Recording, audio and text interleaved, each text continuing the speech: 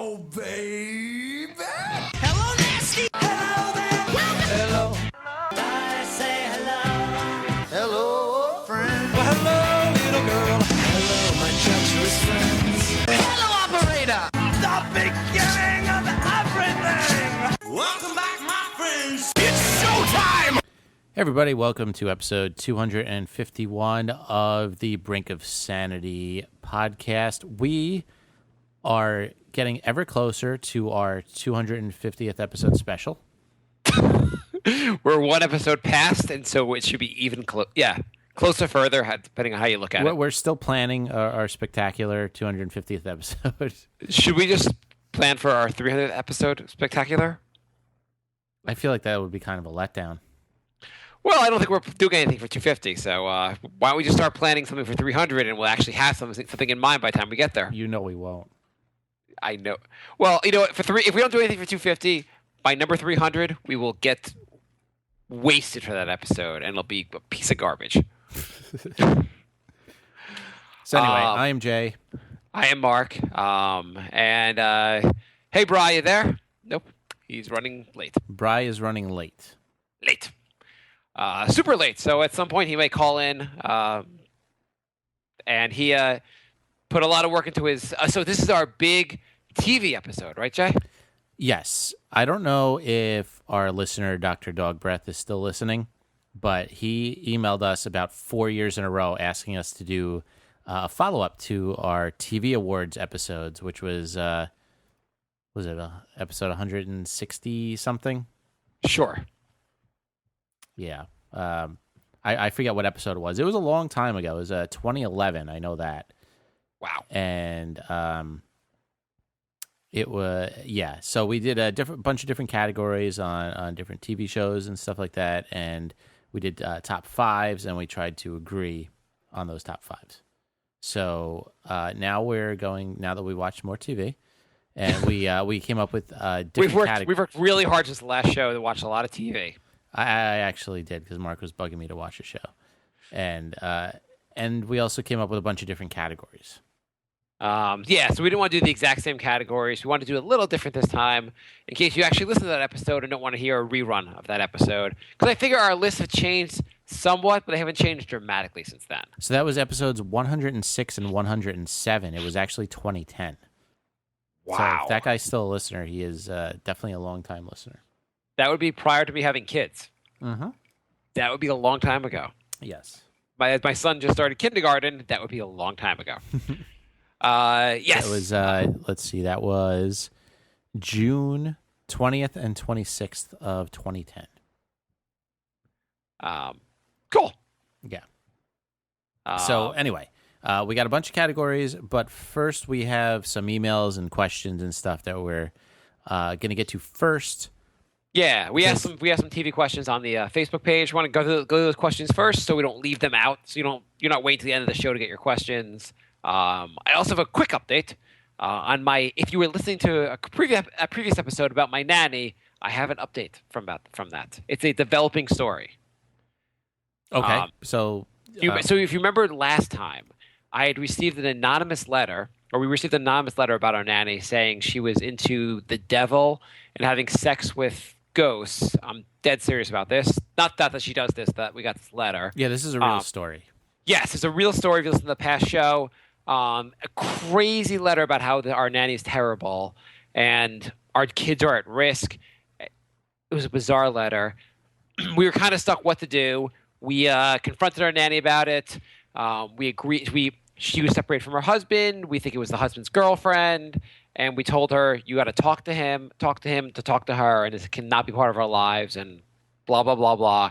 And we just said we like her enough that we're just going to see what happens from here. Mm-hmm. So last night, we got home pretty late. We took the kids to see fireworks, and my wife goes to like a Facebook page for like the town, or moms of our town's Facebook page. And my wife goes on that as we're getting to bed, and she's like, holy shit, you got to see this. Someone else in our town received a very similar letter.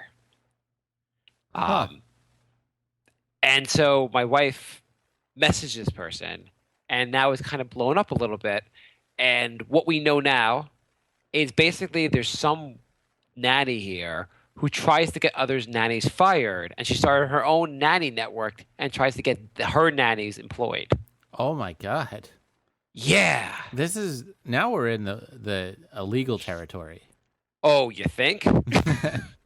But no one's gonna also even want to call the cops because no one even wants to like endanger their kids because you don't want to like. When make you said someone... you had a little update, you meant we discovered a crime ring. Yes, we discovered a crime ring. So basically, at the same time that we got the letter, this other family got a letter, and they just fired their nanny because they were like, we don't know, we haven't verified with them yet, but basically we know they got the letter, and their nanny was fired shortly thereafter. Mm-hmm. And so then this nanny was hired by someone else. They helped get this nanny another job, and within a week of hiring this person, the new family got a letter. And once this person posted this to the Facebook page, turns out other people have gotten letters also. Oh, this is amazing. And apparently also this woman, so we're not positive which nanny it is, but apparently this one nanny, this whole thing, she knew our old nanny, and apparently and she made some, like she had randomly made some comment to my wife when she was like, our nanny was out for like sick. She's like, oh, where's your nanny? And made some like, weird comment. And my wife's like recalling stuff and like, yeah, this woman made some weird comment to me once when she saw me without the other nanny. And then like, and apparently this is what she did. Apparently this person we think may be the person apparently approached some other family and told the mom, your nanny is like just, there's not even a letter, just went up to the mom and told her that your nanny she was on vacation, that your nanny's not coming back, she's not really on vacation, and just said all these awful things about this nanny, and almost like she was like threatening them. That like you have to get rid of this nanny. And well, it sounds like you know who it is then. we think we know. I mean, we know this person did this. We don't 100% know this person wrote the letter, but we think the person probably wrote the letter. And now there's some rumors flying around this Facebook page. I haven't gotten so we can't really talk about it in front of the kids. We don't want the kids repeating this. So my wife and I haven't had that many times to really talk about it throughout the day. And right now, instead of doing the podcast, I should be in the room with my wife, like getting the more recent update. I got an update from like 7 or 8 hours ago as she was like messaging with people and she's getting more information. But people are connecting some dots. And the thing is also, you don't even want to like turn this person over to the cops because you don't want this person to be like, okay, I need to get the revenge against your family. You kind of want to like just not be a part of it. Like the family, the other family that got the letter and fired their nanny, like they were told, like they were asked about it, and they just said, we don't want nothing to do with this. We don't want to discuss this with you or anything. Because everyone's scared for their kids. I'll report her. Yeah, no kids have been harmed. I mean, I don't have any kids, so I'll report her. I don't care. Yeah, but that's gonna like, but the careers of some nannies, I guess, have been harmed. I don't know. It's really weird. It's like really weird. Now my wife was actually feeling better about it because she's thinking it was like her husband's girlfriend and like it's someone not in her town. And she was feeling better about it. But now she's like, apparently this psycho nanny works in our neighborhood. This is insane. Yeah, it's gotten really weird real fast again. And I guess like then I was saying to my wife, I'm like, well, if she targeted our nanny, if we hired a new nanny, wouldn't they target the new nanny also? Like, what would be the difference? Unless you hire her nanny. Like, it's a Godfather, like, mafia thing. Right. I mean, this is just... I mean, does she have like one of those nanny, like, companies? Well, she started a nanny company, yeah. Like, that's she the did. thing. Like, I don't think, like, she had, has... It's not like the mafia set up. She started... I don't know what her nanny company is, but she started some kind of nanny company. So instead of like doing actual advertising, she's doing anti-advertising for other people. Well, I think part of it is like anyone when they lose their nanny gets really desperate really fast to get a new nanny. And if you hear through the grapevine about someone being good, you interview the person. If the person seems good, you hire them and you do a background check. But the background check doesn't come up that she's part of when you check like for like if she's committed any crimes, they don't say no crimes, but maybe part of a crime syndicate. Right.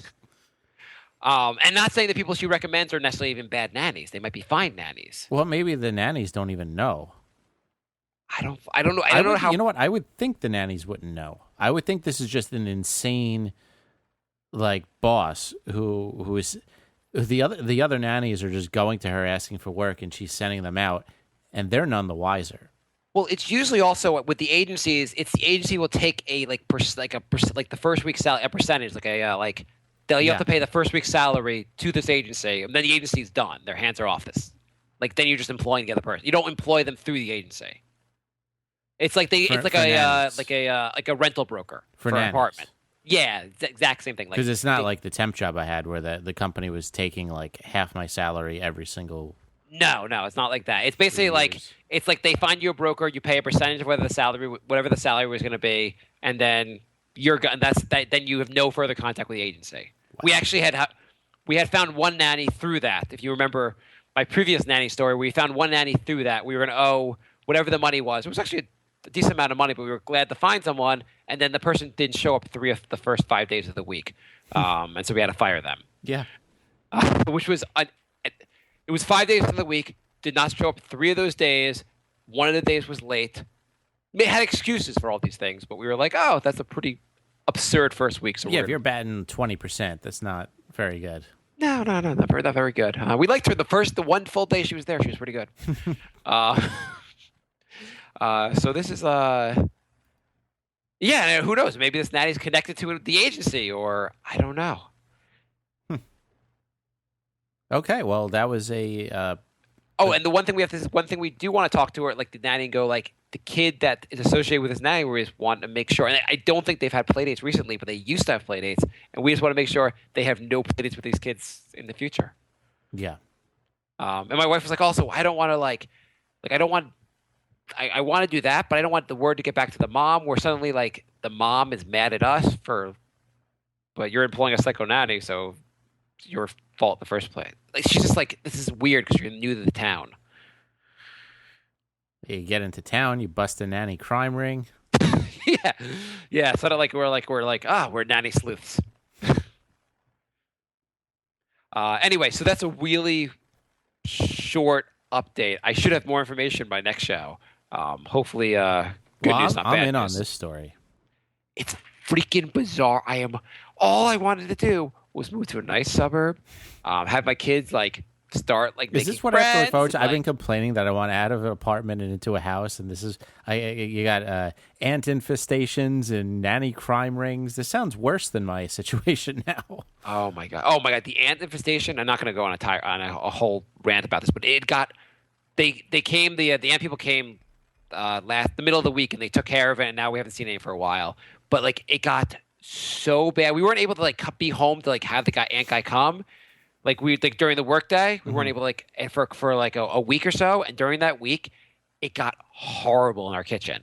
Every morning, I'd wake up, I'd go to the kitchen, take a wet paper towel, brush up a bunch of ants from the floor, from the wall, in the kitchen cabinets. Oh wow, that's really bad. When I got home, it was getting absurd. I think it started from Thursday or Friday till the Wednesday. Those days, it was getting absurd. When I was eating in the kitchen, I was almost I had a nervous twitch from feeling ants on me.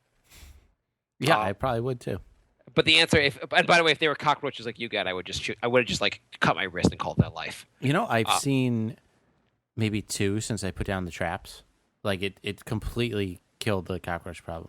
So the guy said, here's the source of where they're coming through, and this crack in the door. I'm going to put little area with the door. He put some whatever poison there. He said, don't open the door for a couple days. Mm-hmm. And we haven't, and they pretty much have not seen them in the kitchen. I found though in my driveway, part of my driveway where there's a million of them hanging out. And the guy's coming back on Wednesday again. I'm going to ask if he can just I don't know, murder these ants on the driveway. But anyway, that's we have a whole long TV episode, so that's my updates. But yeah, moving to the suburbs means a lot of weird shit apparently. So we have a bunch of emails from MVP of emailing, Lorenzo. His first one is, hey guys, what are your thoughts on investments? Do you think they are a scam like Steven said last week? That's a very general category. Investments. I'm sure there are some that are scams and some that are legitimate. It's a pretty broad term. Yeah, but I think in general, I would like to have money to make investments. Yeah, so in general, I feel like there are good investments. As long as you find legit investments, you probably can make money. If you look at Someone once showed me and I've looked at like the S&P 500, like since 1900. If you look at the year by year return, if you just had your money in every year, you make 9% with your money or 10% with your money every year. Yeah. But you have to but the thing about it is like if you invested right in 2000 and then had your money till the year 2010, you probably would have lost money because it's over. You have to have it long enough and not get killed by the downturns. I think overall, really rich people have a way to do investments so they're not risky. Yes. I I think mean, they there's have people they hire that like are experts at that. They just say, do this, and they go, okay, and then they make money. Yeah, I think there's a certain level of wealth that you get to now you get to legally cheat the system or whatever and make more money. Yeah. But I think for us, I think the stock market's probably fixed, but you can probably still make money. Yeah. I feel like you just can't get rich. Speaking of investments, Yeah.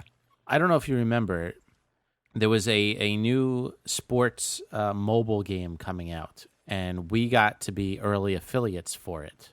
Do we have to pay money? We did, and I said I don't want to pay money to make money, and the guy said I'm so confident in this game that I will reimburse you for whatever fee you have to put in. How much did you put in, Jay? 50, but he PayPal'd me the 50 back, so nothing. Already? Oh, okay. That's cool. So basically, I like investments where they give you the money back before you've done anything. right. So this thing is called United Games. Okay.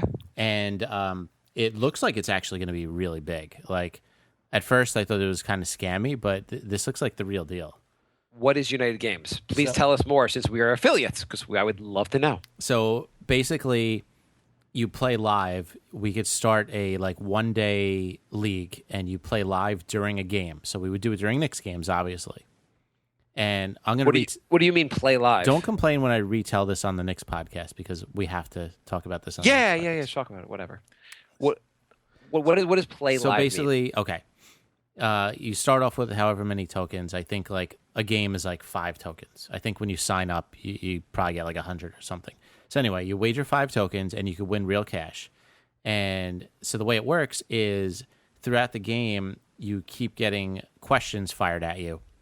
And it'll be like, say, like the example they did was football. It'll be like, will so-and-so run for, more than 5 yards on this drive? Yes is 5 points, no is 5 points, and you got to guess which one it is. And so I assume yes and no are not the same amount of points. Yeah, they are. Why would yes and because they're based on like the spread. So, well, if you win the same amount of points, whether you guess yes or you guess yes or no, what's the point? Well, because if you guess yes and the answer is no, you get 0 points. Oh, okay. I thought you meant that like you win 5 points. No. If you guess correctly, you get the 5 points. I'm going to try to ask questions like I'm mentally retarded. Go on. So basically, the whole game is like that. Like as the game is going, it'll update and ask you more updated questions. So they're all questions based on making small bets throughout the game. Yes. They're like micro bets throughout the game. Exactly. And if you get a certain number of points, you win money. Yeah, it'll be like on this next drive, there'll be a penalty. And since that one's more less likely to happen, it might be like yes 60 points, no 10 points. So the concept itself sounds actually pretty awesome. Would make it kind of fun to watch. Like I actually think that sounds like be a lot of fun to watch a Knick game and bet whether. Well, the thing also is a social stream. So we start up a 1-day league and 10 of our listeners join. There's a social stream also going on. So while you're waiting for the thing to happen, you could like talk trash or comment on what's happening. So there's constantly stuff to do. Is there an app on your phone? It will be an app. Be an Yeah, app the app is launching 2 weeks, I think. Okay. So here's my question for you. Yeah. So you make bets during the game. You could win money. Sounds like a lot of fun because it's like usually when you watch a game, if you bet in the game, there's a couple different bets you can make, but they're all kind of predicated on like the outcome of the entire game. Right, so right. it's fun, but the fun. If I could have fun every like if I have a lot more fun in each quarter, that would be even better, right? Yes. And also when you bet on tokens, people usually spend more. Any kind of psychologically, if you put like a step in between people, between money and themselves, like you put something in between it, like tokens, people spend more money. Yes. So I understand that. What I don't understand is DraftKings and the other one, whatever the other one. First of all, it's a good idea, and wouldn't those companies just do it and crush this new company? Would this one crush those? Would DraftKings and what's the other one? Whatever it is, let's just go with DraftKings. Yeah. DraftKings is a big baller in this world. Yeah. And most people that are making bets will go on DraftKings, like one-day leagues. If they start doing the exact same bets, when DraftKings already have a network, they were much more well-known. People would just go back to DraftKings for this. Why would you go to the new company when DraftKings is going to do it? I don't. Yeah. The thing is, they would have to implement that entire system. Like, you can't just program that to happen overnight. So this company did not reveal what they were doing until 2 days ago. Okay. So what's it called? United Games. Okay. I mean, is it backed by any major companies? It's backed by independent investors, but it looks like they got a pretty healthy budget because I saw the playthrough of the app and it looks really good. Okay. Because the other thing is, because that's the first thing is like if you're not a big, it's like if I came up with this great technology to make phones better, but it's easily copyable, Apple would just do it and they would win because everyone already knows the iPhone. Right. But here's the second issue. And I think the biggest issue, it seems like DraftKings and the other one has having a lot of issues with the fact that it's just gambling and it's illegal. Yeah. And I feel like the fantasy, at least they're trying to make it like one step away. This just says, to me, this says completely it's gambling. It's not even a question up for debate. So if online gambling is illegal, how the hell is this going to work? It's free to play. But you're winning money. Yeah. And you're betting money. You don't have to bet money. It's free to play. Yeah, that's why all those online poker sites are free to play, but they're all illegal because it's not because you haven't seen those. You don't see those as much, right? DraftKings has almost no free games. It's almost all money games. Can you put money in and bet money in this game? I think the only thing you could do is buy more tokens. Yeah, which is using money to bet. But it's the same thing as like Candy Crush. Like, you run out of lives, you buy more lives. It's the same system. It's the same thing as Pokemon Go. You run out of balls to catch the Pokemon, you can buy more. Do you win money in those games? No. But that's a reward. That's a very important. I'm pretty sure their legal team looked into this. Yeah, I don't know anything about United Games, so I don't know how good their legal team is. I imagine they probably looked into this, though. You're right. They're not going to put a lot of money into this and go, "Oh, gambling's illegal." God damn it! It's a game. They have been emphasizing the word game. I've been getting email updates once a week for the last 3 months. They emphasize that it's a game over and over and over. So this is. So when you're as in their affiliate, when you're talking about how you can bet on things, they're probably like, "Don't say bet, don't say bet." Pretty much. I shouldn't have even said bet. Yeah. It sounds awesome. Yeah. I would just think it would have some regulatory hurdles, and it'll be challenged by, say, the New York Attorney General who went after DraftKings. But I also think all this stuff should be legal, so I don't have any issue with it. I don't think they're gonna have a problem because this is a game. This isn't. I mean.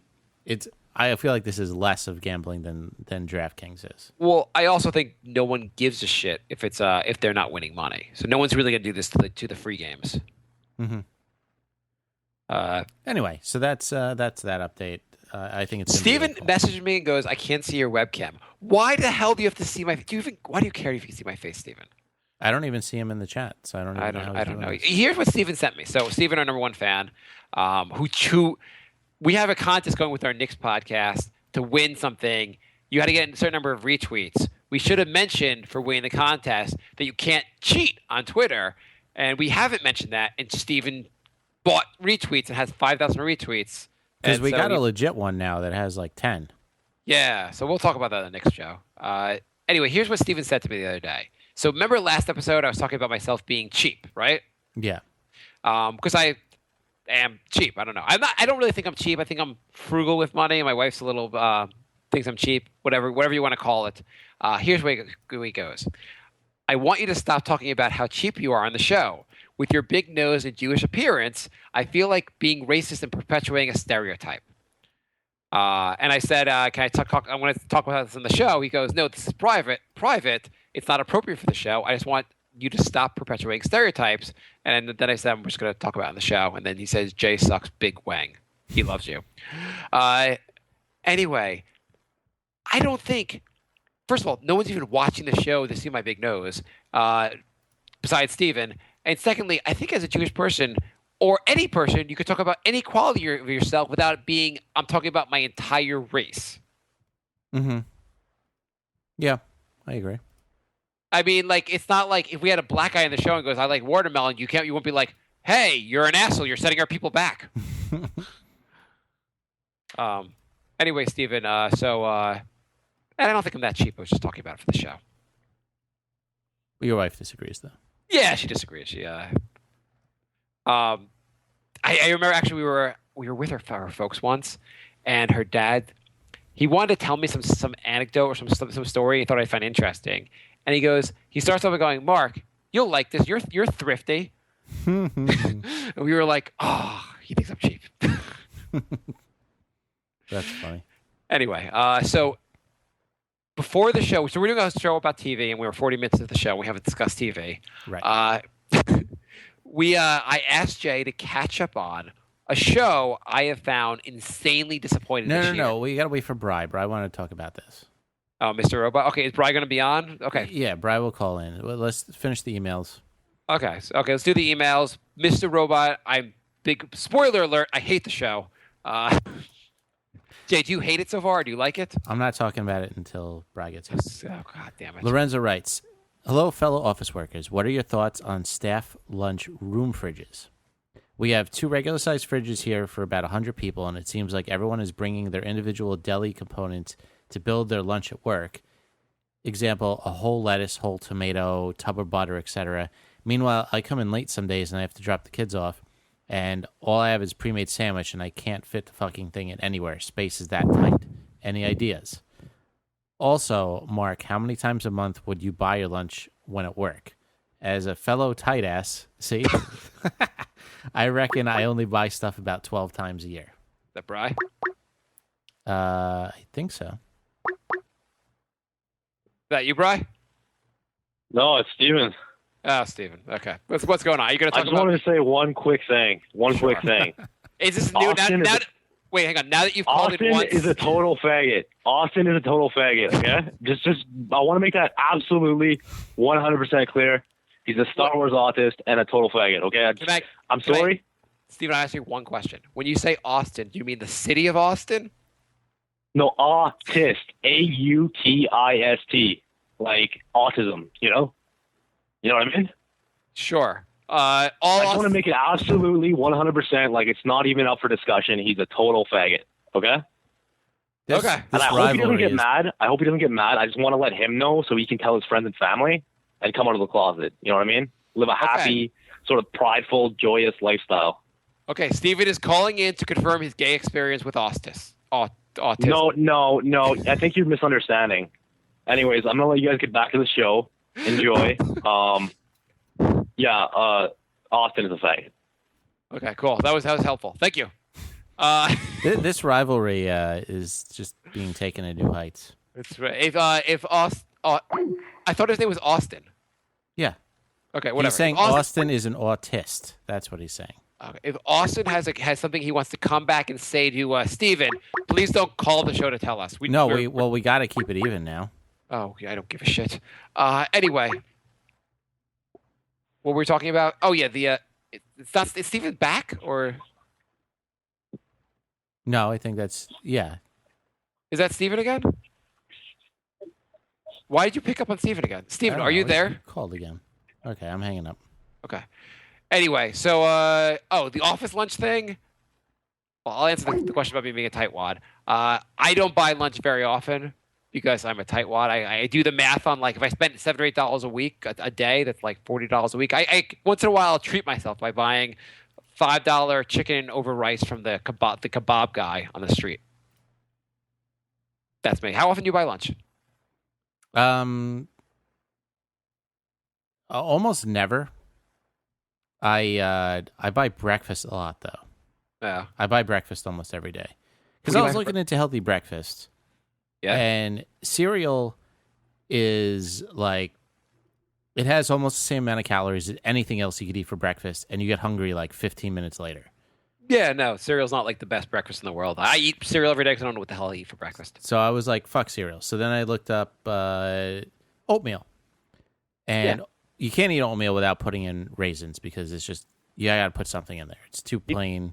You know what's good, actually, something I put in oatmeal? Well, you can cut up a banana in there, because I do eat oatmeal. Or you could put, like, peanut butter in there. And peanut butter is supposed to be healthy. But if you do one of those two, it comes out to over 500 calories. So I said, you know what? If I'm going to have 500 calories, I'm going to have a sausage, egg, and cheese on a roll. I don't give a fuck. Because cereal is 500 calories, and oatmeal is 500 calories, and so is a sausage, egg, and cheese. You can't. You're having 500 calories for breakfast. I've noticed if I eat healthy and work out, or if I don't work out and I eat pizza, I kind of look the same. So it's not really making much of a difference. Well, I heard your body like gets used to a certain weight, and it's almost impossible once your body like figures that out to switch from that. I think there's probably some truth to that. I think there's probably a lot more about weight that we don't really know. I will find out when I get my throat surgery. If I still stay the same when I can't eat food for like 5 straight days, then we'll know for sure. Yeah, I think there's something about like instinctually your body tries to keep whatever, like tries to avoid starvation, so tries to keep the same weight you're at. Yeah. So if you want to change your weight, you got to do it pretty early in life. Yeah. When you're like, I think when you're developing, basically. I'm just fucked. So as far as the refrigerator situation, that is obnoxious. I have some people who make like fruit cocktails, so they bring in like whole fruits and stuff, but I haven't seen like a whole head of lettuce and stuff like that. That's just obnoxious. That's really funny, though. That's really funny. Like just to bring the ingredients and just like to make this your refrigerator. Yeah, I mean you can't take up that much space. You know what? The one thing, here's my advice to you, is buy stuff you don't need to put in a refrigerater.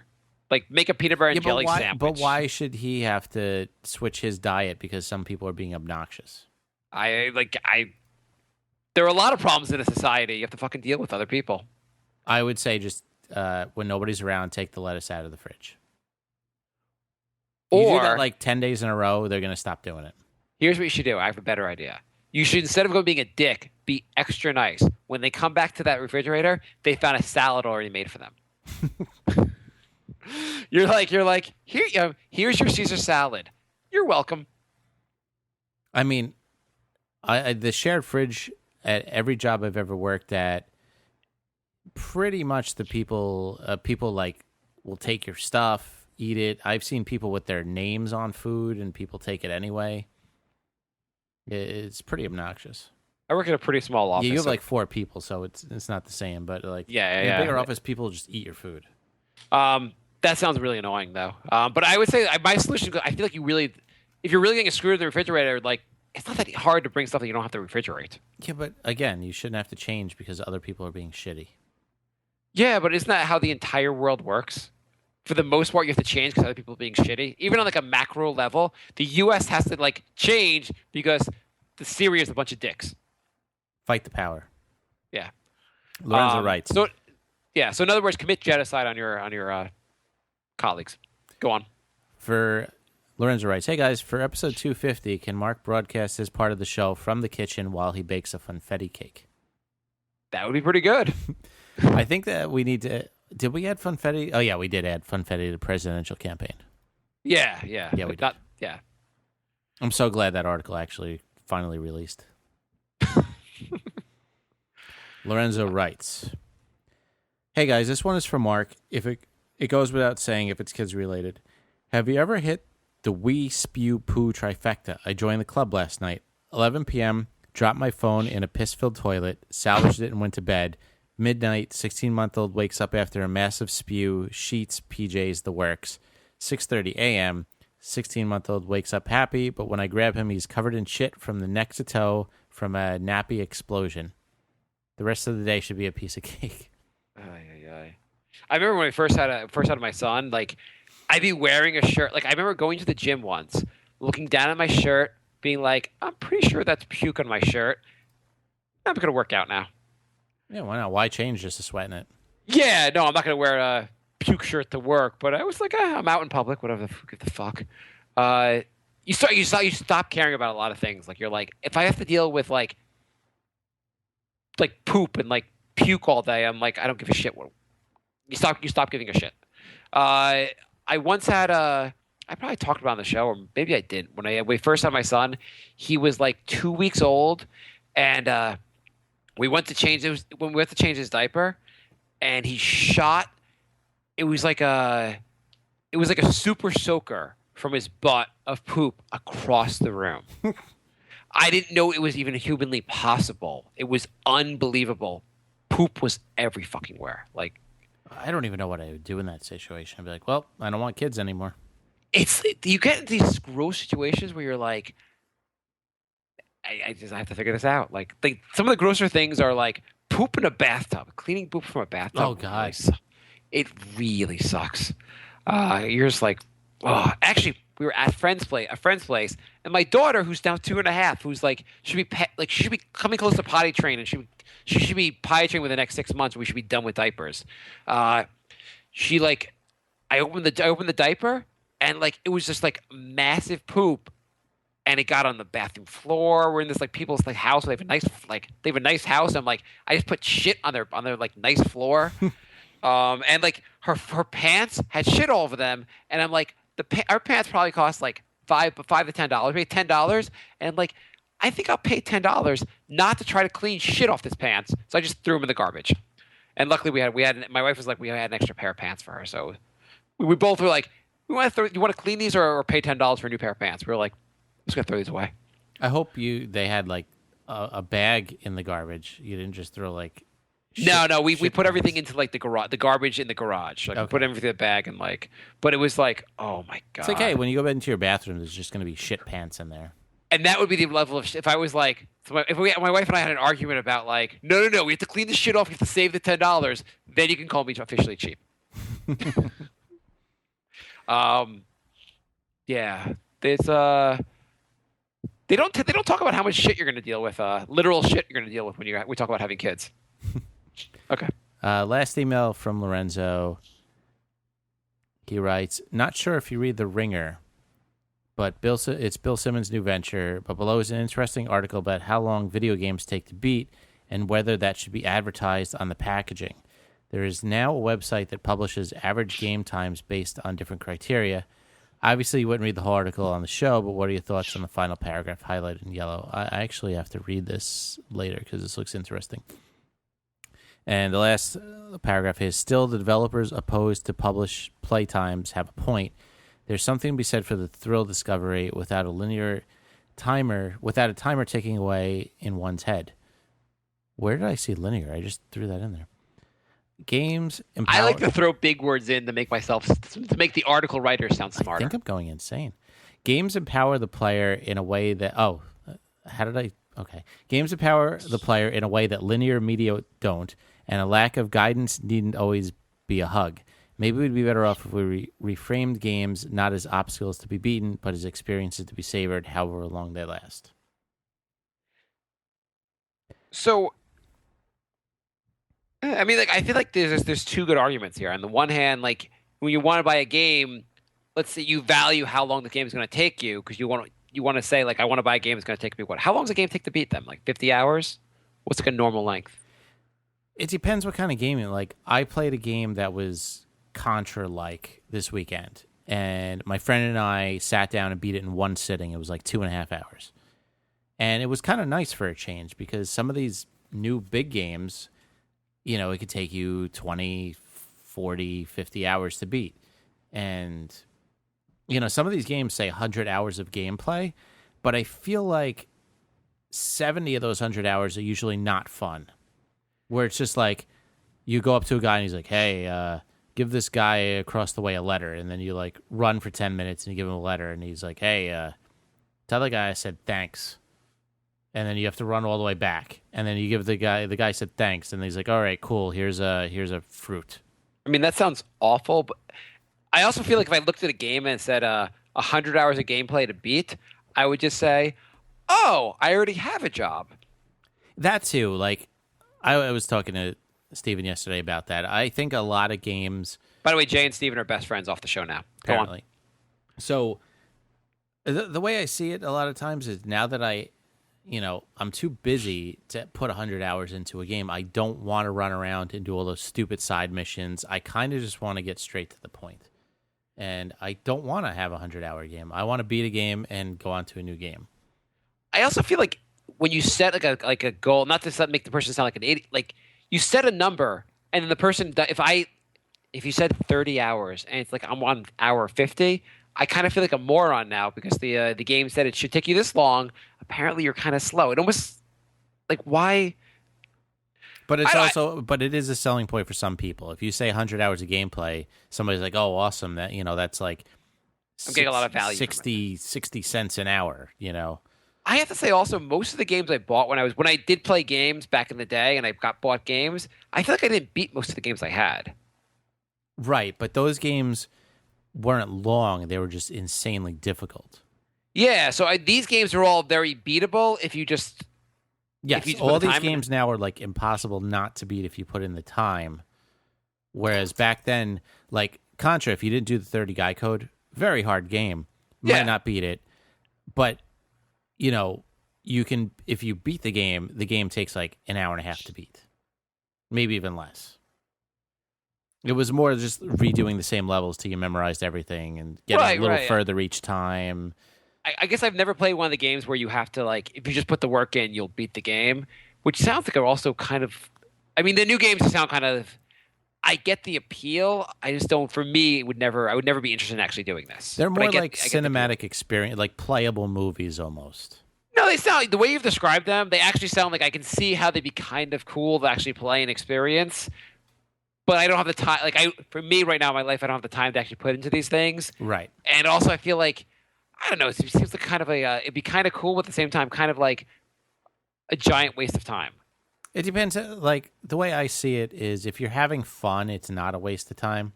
Yeah, no, that's true. But on those side missions where you're just running around, doing stupid shit, those aren't fun. Those are just time wasters.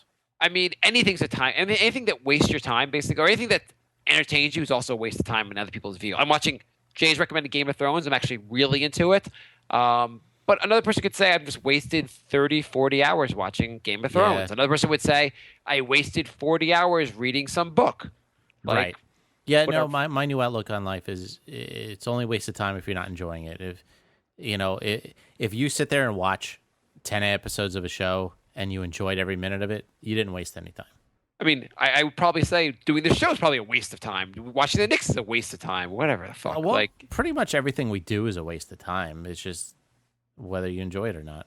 Yeah, exactly. So, I mean, so whatever. I mean, actually, if you look at it on a long enough timeline, and as far as the actual, like, the history of as far as mankind's, there's so many people on this earth that even my raising my kids is, in the bigger picture, probably a waste of time because it doesn't really matter what happens to us. Right. So that's a really good way to look at life. Anyway, that's an interesting. I guess I would say I wouldn't look for the time thing, but I can see why people would want it. Are they discussing making it mandatory, or are they discussing just saying? No, it's just some games do advertise. It'll say literally on the back like over 100 hours of gameplay. Yeah, well, what was the point of this though? Like, the point is that like games should do that or should do that. Well, that's the debate. Like, should nobody do it? Should everybody do it? Because, like, I know I got a game and a lot of people were saying, oh, this is short. And I beat it in like 6 hours, but it was a really fun 6 hours and I don't care. Like, I've played 30-hour games that weren't as fun. So, like, but if they put 6 hours of gameplay on the back, like, people wouldn't have bought it because they've bulked up the hours on all these games so much. Like, a short game now, everyone kind of shits on. Right. Anytime you have some kind of statistic to get people to buy the game, they'll bulk that statistic up to get more people to buy the game. So, like, right. The game they'll add an extra 20 hours just to make people buy the game. Exactly. But like I said, most of it's busy work, just collecting stuff. I've only seen the preview of this movie because it was I have the Met game in the background. I know you love the Mets. Mm-hmm. And they had a preview for the new movie Sully. The guy that he landed that plane in the Hudson River in New York City. You remember? Yeah. Everyone remembers how. And it's awesome that he did that. It's pretty amazing. He rescued everyone. Wonderful. Why is it a fucking movie? Like, how much is there more to the story? He landed the plane. It's going to be like an hour and 15 minutes of build up, a 5-minute action sequence, and then 10 minutes of congratulations. Yeah. Okay. Cool. I just didn't know. Maybe I should read online if there's more of the story. I just don't understand. I really don't think there is. Like, what else is there? He landed the plane, and good. And they maybe discuss, why'd you land the plane? Oh, so everyone went die. Good job. Good reasoning. They should make another movie of the guy from the Yankees who flew into the building and died. That would have less of a happy ending. Yeah, I'm sick of happy endings. Well, then go see those 9/11 movies. They had the 9/11 movies, and I was like, I saw the real thing on TV. Right? Yeah, I have no desire to watch that. I don't need to see a dramatic remake to make me like feel emotional, so you can make money. Whatever. I mean, this is a good story, so it's just I don't see what the actual story is, but. Our email is thebrinkofsanity@gmail.com, and the voicemail is 631-676-1181. That's also the live call-in number when we do live shows. We do live shows through Ustream, so you too can call in during our show. At one point during our TV episode, we'll discuss TV. By the way, I want to give Jay an update on the Mets. They were almost... a couple of weeks ago, it looked like their season was over, and they had no shot making the playoffs, and the entire roster was injured, and now they are one game back at the wild card. So things have improved very recently. Ustream.tv/channel/The Brink of Sanity with dashes between the words. Sanity. Is Jay really joining us tonight? I mean, not Jay. I mean, obviously you are. I mean, is Bri really joining us tonight? Let me send him a message. Okay. Keep going on the questions. We'll never get to our categories. I don't know why I even tried to. I shouldn't even. I always try to like find some time to actually do these categories. So I hadn't done them yet today, and I apparently, but the exam's not today. Go on. Stuart writes, "Not sure what's going on, guys, but when I tuned into the most recent episode, there appeared to be a bona fide rapist on the air. Who is this guy?" That was Steven. Alleged. Go on. I still don't know how he's watching the show. It says there's nobody in the chat room. Maybe we have so many people in the chat room, I just can't see anybody. Yeah, maybe everyone's using Steven's method, and like we have like, and maybe Steven is like a like they do a movie for a real story, and they take a bunch of characters and make them one character for make things interesting. Mm-hmm. Maybe our 300,000 listeners are all like combined for Steven just for more interesting, make it more interesting.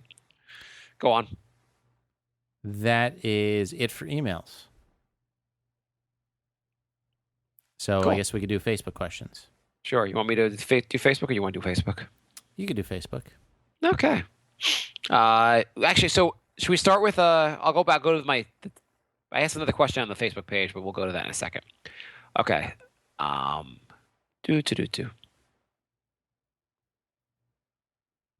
You weren't ready? I mean, I could start. Hang on, I will be there. Can Bri rant about Game of Thrones or any shows of his choosing? He just wants to hear Bri rant. He's like, or literally anything. I'm sure Bri will rant about something.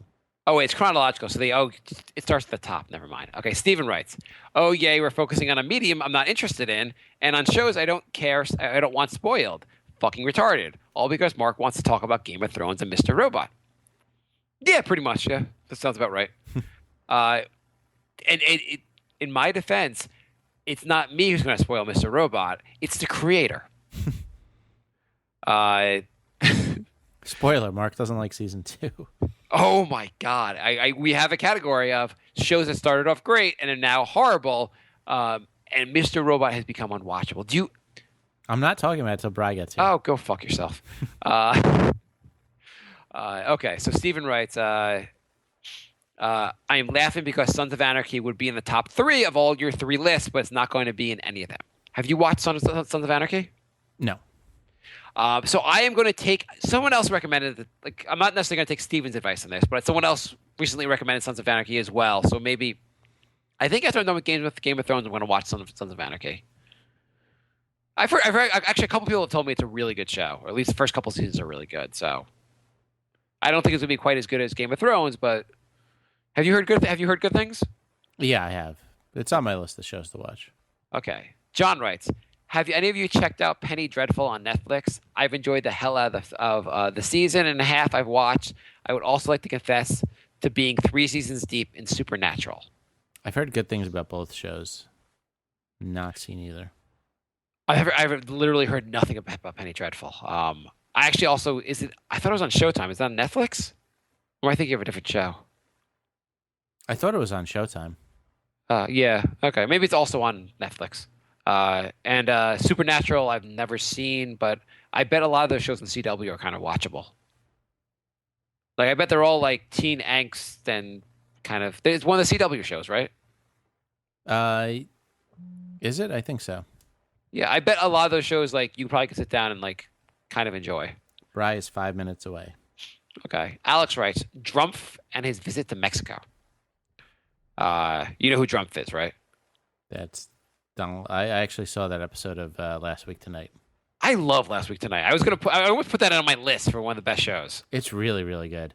I know the editor of the show, and you know the pictures he puts up while he's talking? He puts himself into almost every episode. Every time I watch an episode, I'm like laughing because he's putting himself in. How do you know the editor of the show? He was in a comedy troupe that you remember my friend Billy? Yeah, vaguely. He was in a sketch comedy group, and one. I think I said this before. That one guy is editor of Last Week Tonight, and another guy was on Saturday Night Live for a season. I think I remember the Saturday Night Live thing you told me, but that's pretty cool. I mean, that show is so funny. It's so well done. Yeah, it's really, really good. I'd say, were you a Daily Show fan? I didn't say were because I think there's a whole new show called The Daily Show is on now. I mean, I still watch it, but it's definitely not as good. People keep telling me, "Oh, Trevor Noah is really funny. It's really good. You should check it out. It's getting really funny." And every time I watch an episode, I'm like, yeah, it's okay." Yeah, I don't think he's terrible. I just I wasn't a huge Jon Stewart fan either, though. Oh, I love Jon Stewart. I thought Jon Stewart was I just feel like Jon Stewart versus. I don't think Noah's ever going to get anywhere near Jon Stewart. I feel like if Craig Kilborn had been followed by Trevor Noah, there'd be no issue. Jon Stewart drove me up the wall with the giggling at his own jokes all the time. He couldn't keep a straight face ever, and it just bothered me. I never really care. I know what you're saying, and I know that bothers some people, but I don't really care.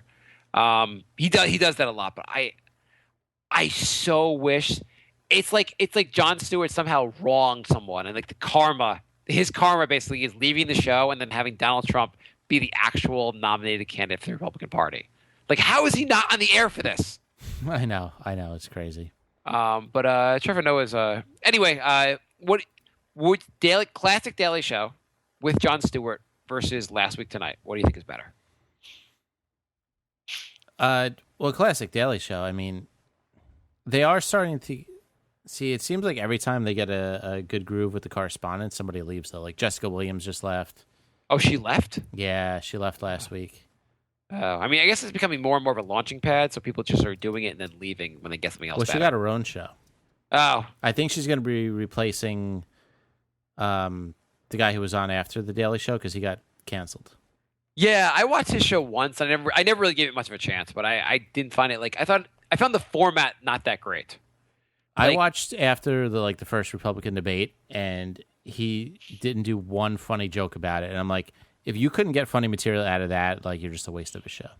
Yeah, he was mildly funny. Then they all got around and just started talking, and I don't know. It didn't seem like it was going to be really like that format's been tried so many times where a bunch of comedians and actors get around. Like it's a politically incorrect format basically from that show. I really liked Anthony Jeselnik's show. I was pretty pissed that got canceled. I never saw it. He's got the darkest humor ever. So it was like the Daily Show, but like every joke was like, death or somebody getting raped or like he's just his humor is so dark. I loved it. Oh, I really wish I'd seen it. Maybe I'll check it out. It's probably on the Comedy Central app. Might be. I think there was 2 seasons of it. I thought it was hilarious. You didn't see Roast Battle, did you?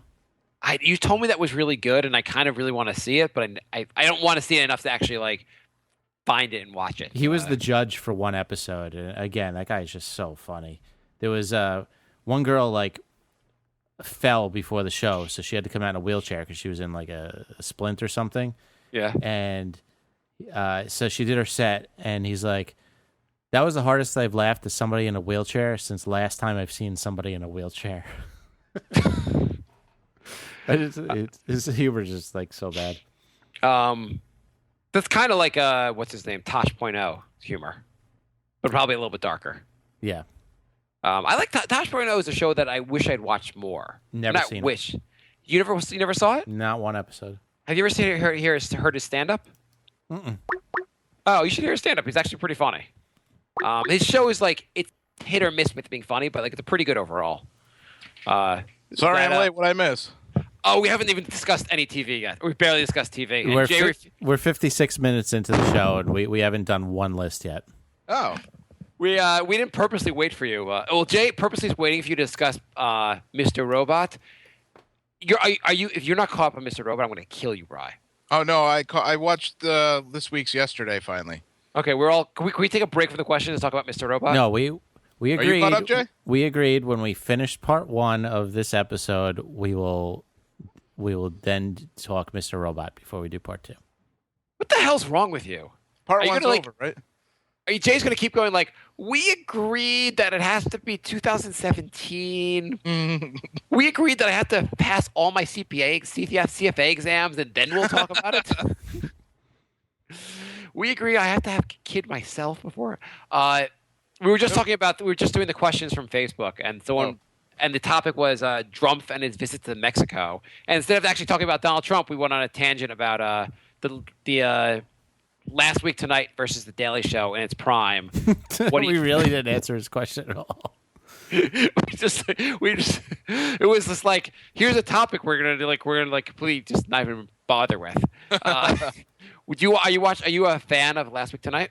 I just started watching it probably like 2 months ago. You like it? Yeah, it's pretty good. Yeah. Were you a Daily Show fan? I probably have seen 2 episodes of the Daily Show with Jon Stewart. Oh, okay. I never really watched it. I used to watch it all the time with Craig Kilborn, actually.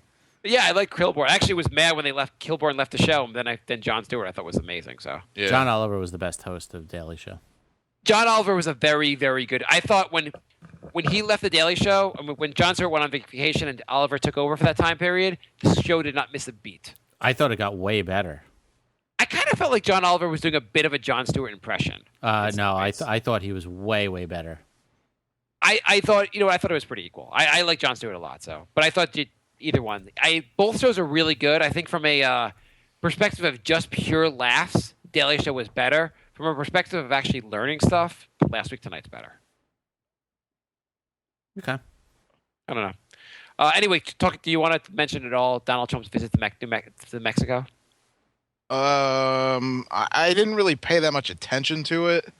I just know like he went to Mexico, he gave like a subdued speech after, and then he came back to America and just went on like a rant, which I thought was kind of weird.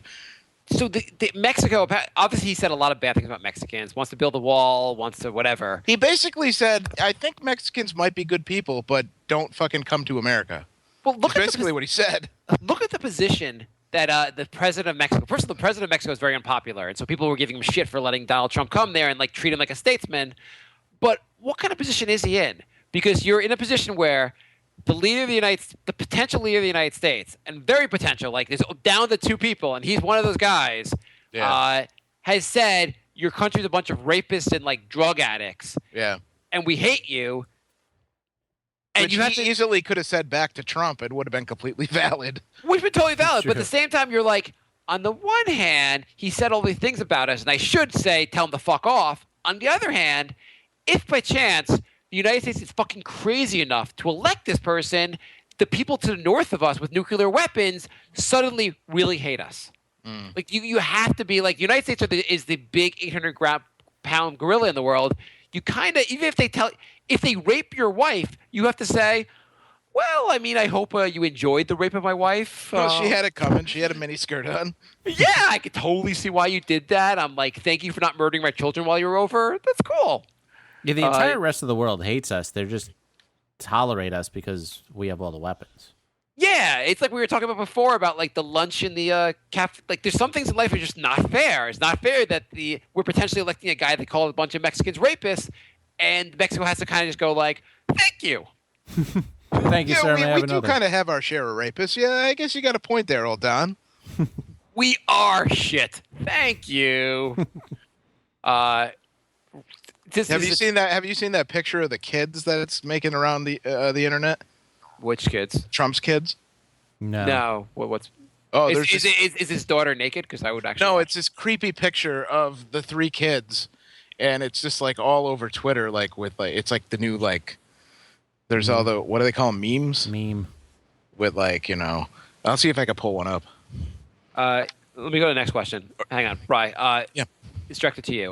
Mark writes, Bri, how excited are you about the Mets being this awesome right now that we have a shot at making the playoffs? Oh, yeah. The Mets are just going to break our heart. You know that. I know they're not going to make it, but yeah, I was reading the question on Facebook. That's all. I didn't see that one. Oh, it's not there? Okay. Ray writes, best show is Game of Thrones, hands down. I will say that it is high. Bri, are you a Game of Thrones fan? I am not. Have you watched it? I have not. Okay. I have very recent last month or so started watching it, and I'm completely hooked. I love it. It's great. Jay, do you like that show? Yeah, I'm the one who told you a million times to watch it. Bri,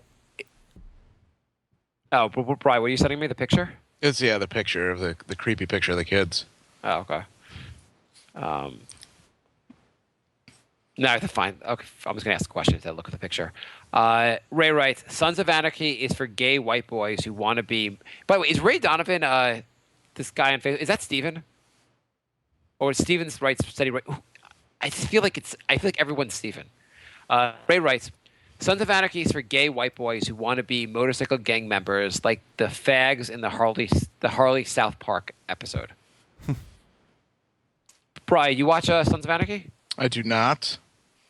Okay, you watch it? We're kind of killing the top 10 list that I had ready to be made for when we talked about TV. Okay, cool. You can probably guess what the top 10 list is now. Why? It's famous shows Bri has not seen an episode of. There you go. And you already got 2 of them. Now we're down to 8. Although there's probably like 40 of them now that I think about it. That picture looks really creepy. Wait, but did you actually do that category? What? Yeah, I told Jay I had a category that I wanted to make into a guessing game, and it was going to be the top 10 greatest shows ever that I've never watched a second of or never will watch a second of. You already got 2 of them, so. You would just not watch that show? Which one? Game of Thrones? I don't really have any interest in it. Let's do this list. Do you have your list? Let's try to see if we can guess it. I don't even have the list. I think I left it at work, but I mean, I know what's on there, so I know what I haven't watched, so. Okay, The Wire. Ding, ding, ding, ding, ding. That's 3. Wow. Jay, your turn. Sopranos. Nope, I've watched that.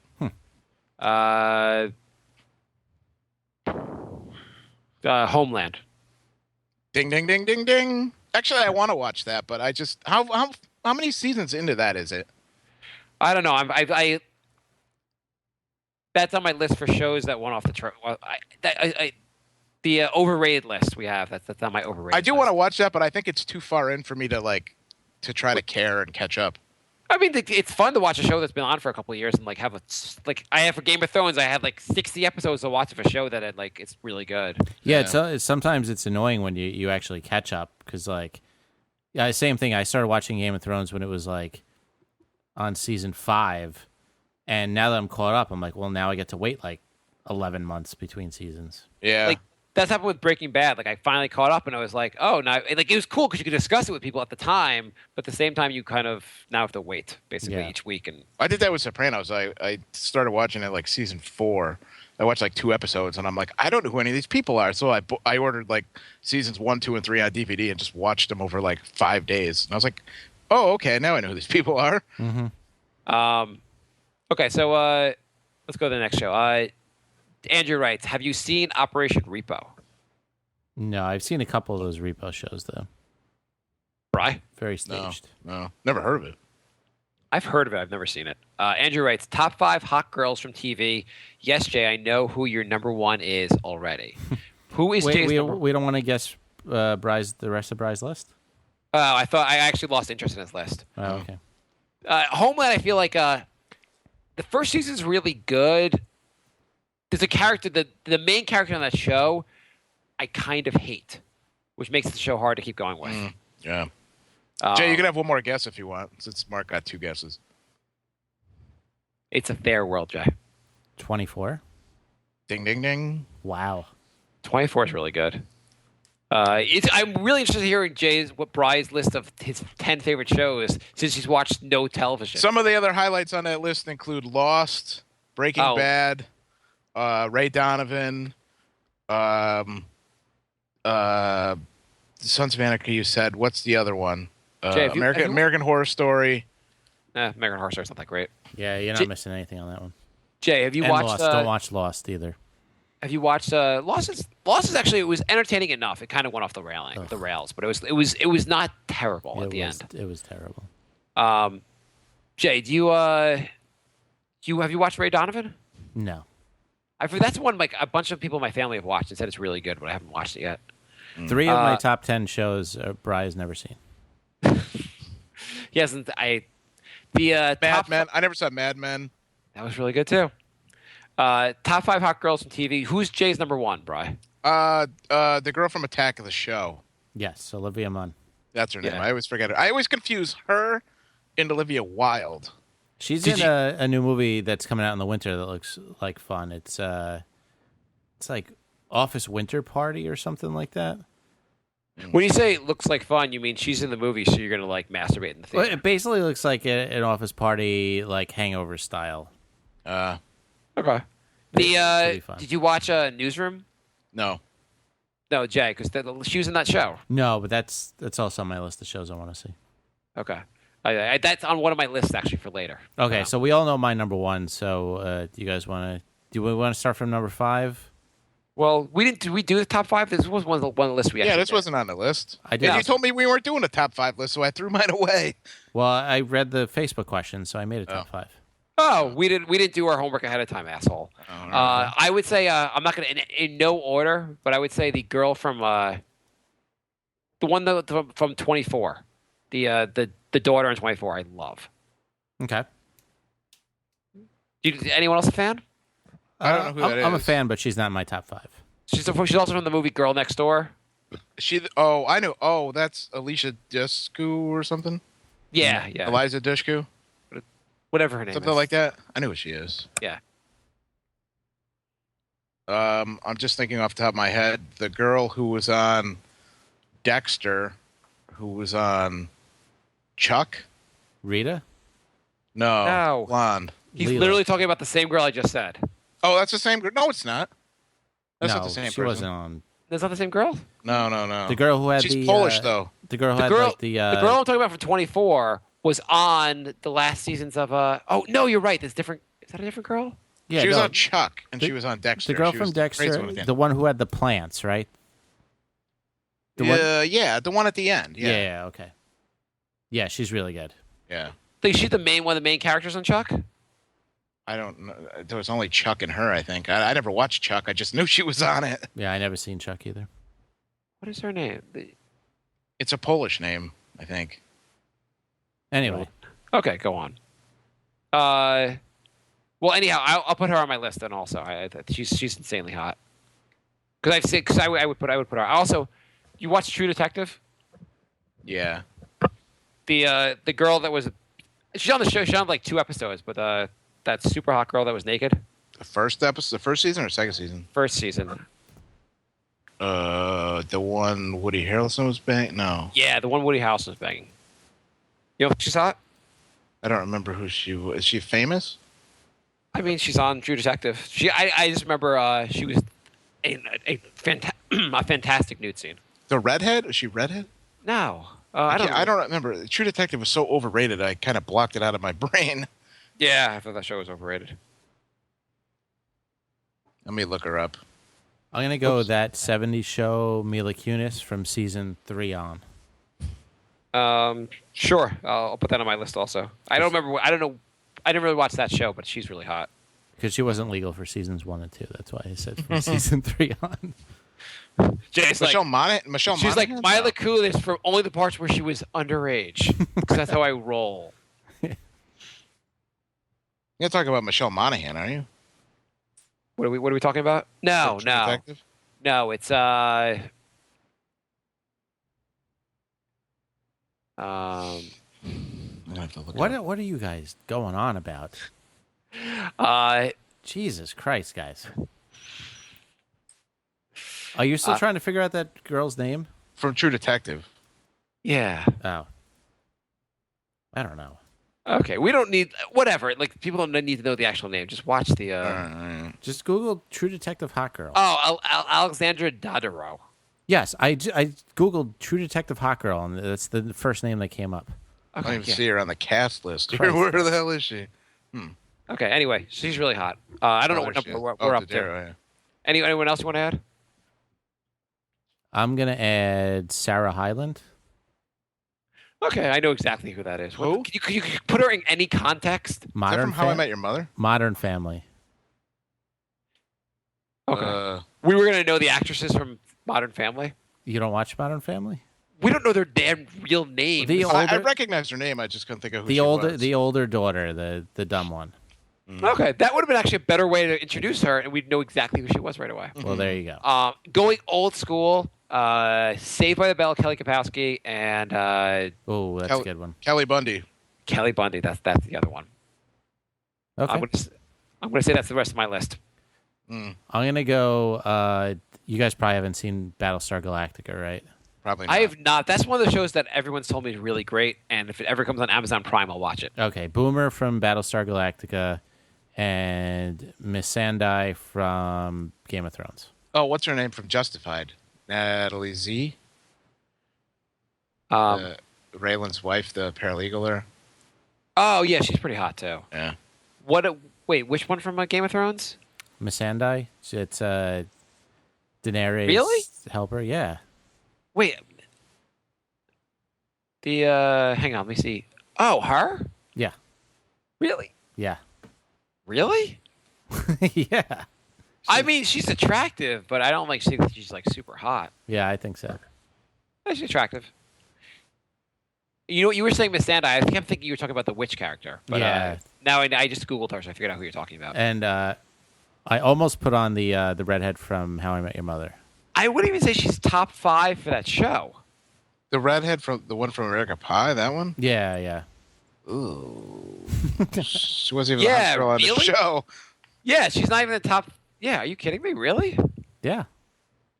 Jay's hottest girls on TV are only girls that if he feels like that maybe he could get at one point. Jay, you know that one time at band camp, that didn't really happen, right? You know that?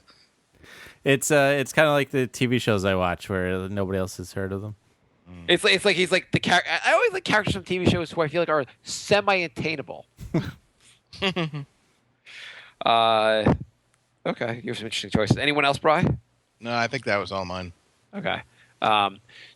Andrew writes, do you think Big Bang Theory would have ever been popular without the character Penny? I don't think it would be as popular. The character or the actress? The actress.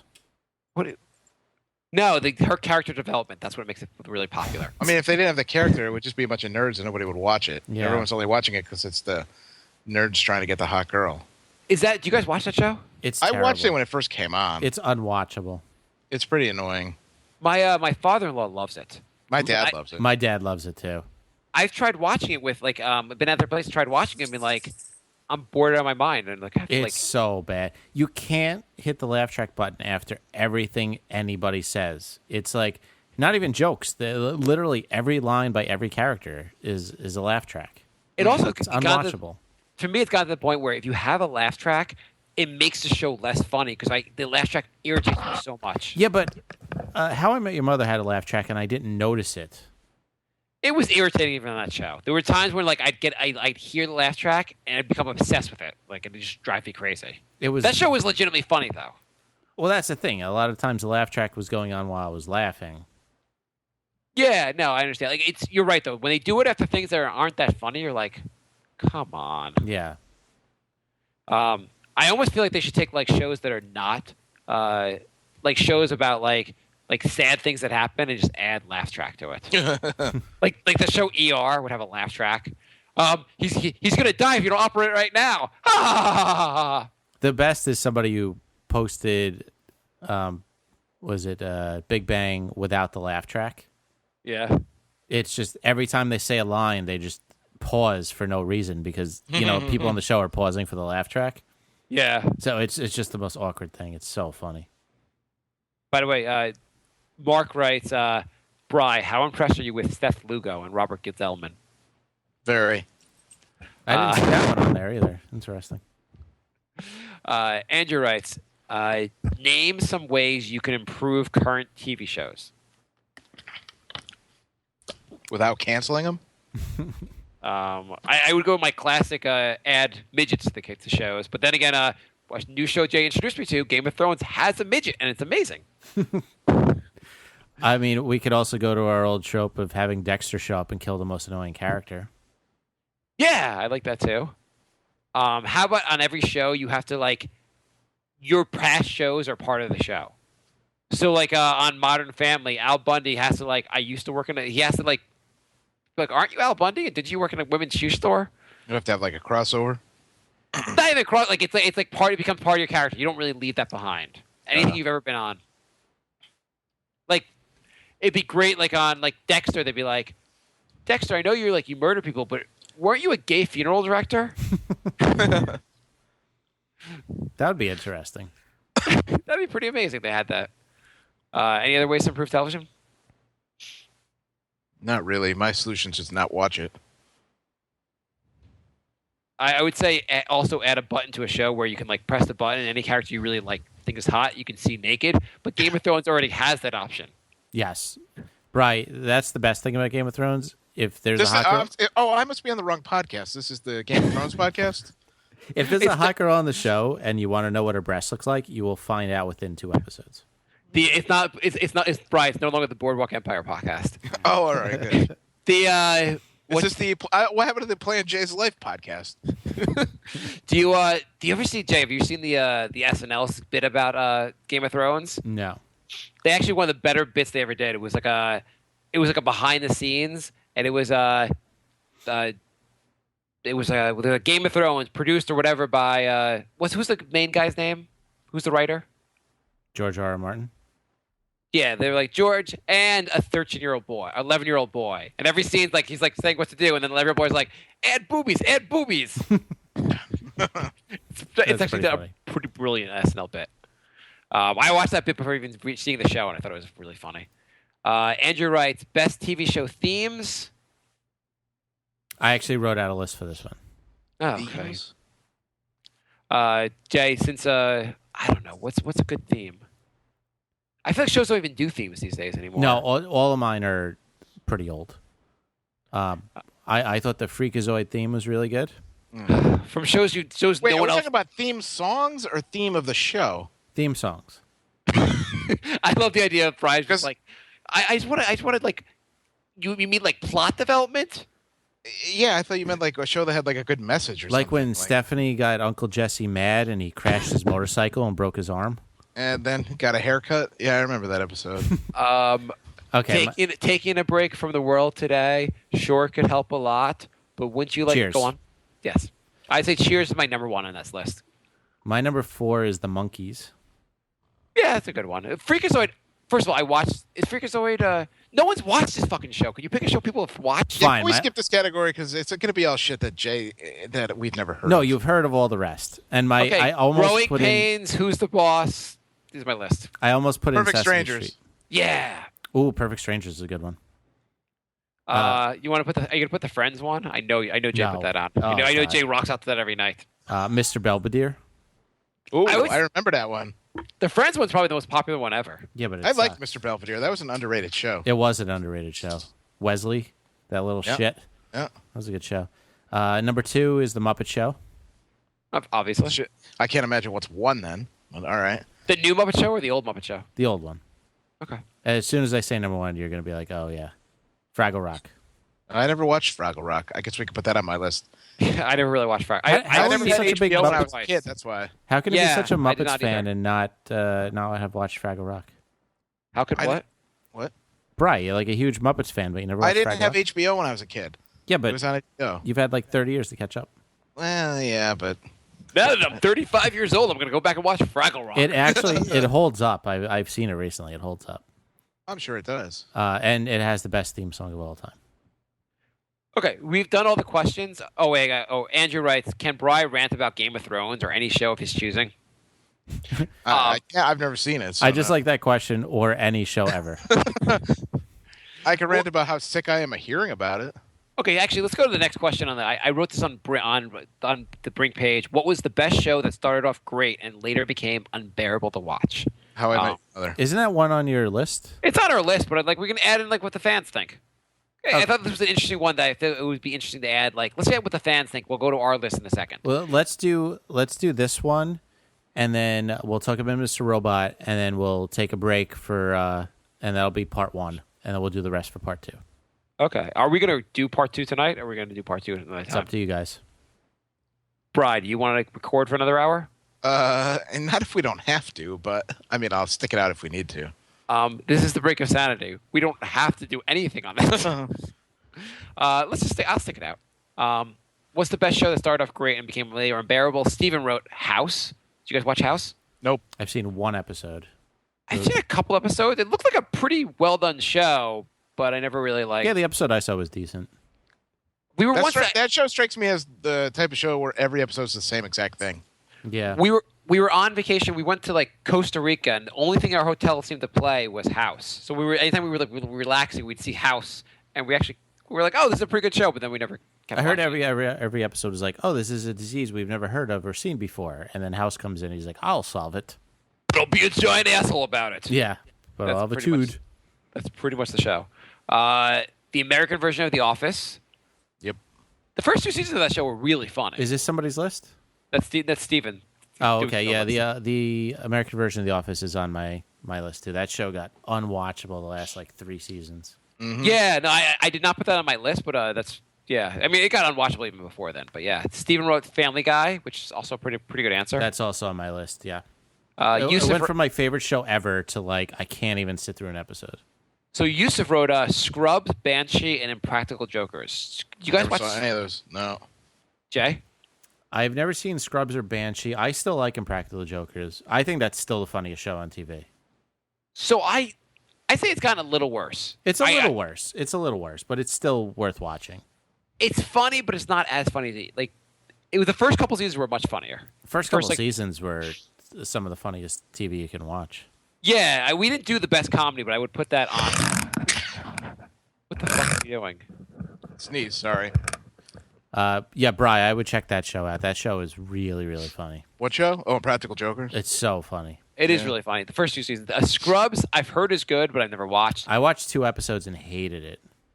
I don't think I watched an episode of that. I've watched Banshee. I watched the first, I guess, 2 seasons, and it started off pretty good, but it got pretty unbearable pretty fast. I couldn't even I think after the season 2, I just had to I remember there was one episode of the show, and I was heard of it.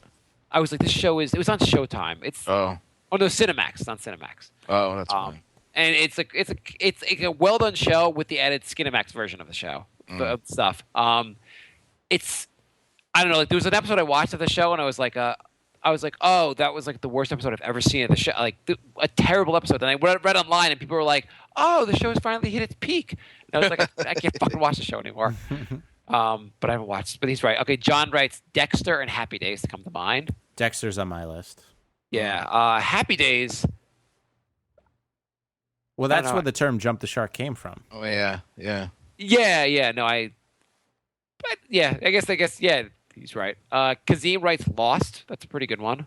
For those people who don't know, in Happy Days, the Fonz literally went water skiing and jumped over a shark. Yeah, the show got kind of. And now there's a whole website about that. Yeah, so that's what "jump the shark" came from. There's not a whole website about that.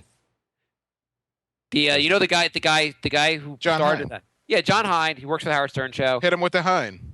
Yeah, he sold the show, sold the site, made. He sold. Well, yeah, I knew he sold it, but I didn't know it's not there anymore. Oh, TV Guide or whatever bought this and just destroyed it. Oh. They not even destroyed it. You can't even. There's nothing there. Oh, I didn't know that. They took the site, kind of destroyed it, and eventually just eliminated it. And That's crazy. I knew he sold out because they used to make fun of him for cashing in, but I didn't know that they ruined the website. yeah, they really. It was actually a really good website about TV. Yeah, it was. Yeah. And they just What was got. that? I don't know why they got rid of it. JumpTheShark.com? What? What'd you say? JumpTheShark.com? Yeah, go to. Yeah, JumpTheShark. I used to go on that, and I would argue with people about when The Simpsons jumped the shark, because it was like, when I was on there, it was like season 14, and people were like, it's still as good as ever. And I'm like, you guys are on crack.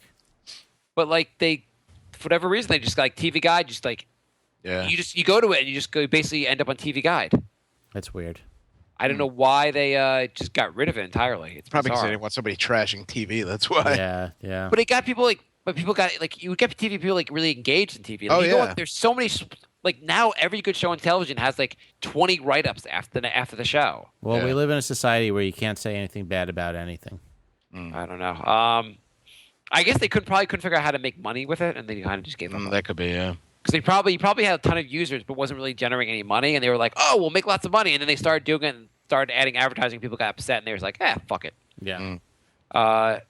Kazim writes Lost. Andrew writes How I Met Your Mother. Yeah. That's That's on mine. That's another one on my list. That should be number one on my list. That show was really good. It was terrible at the end. Oh, I used to love that show. It's about yeah. 4 seasons too long. Yeah, Yeah, it got exactly. really bad. I never even watched the last season. I didn't watch the last 2.5. I watched the last episode. I remember we didn't even watch the last that season. We just watched the last episode just to see what the fuck happened, and we weren't. It was pretty bad. Yeah, it was. Vivian writes Heroes. You guys watch Heroes? Nope. No, but I know a lot of people loved the first season, and then it was pretty much universally shit on for the second season.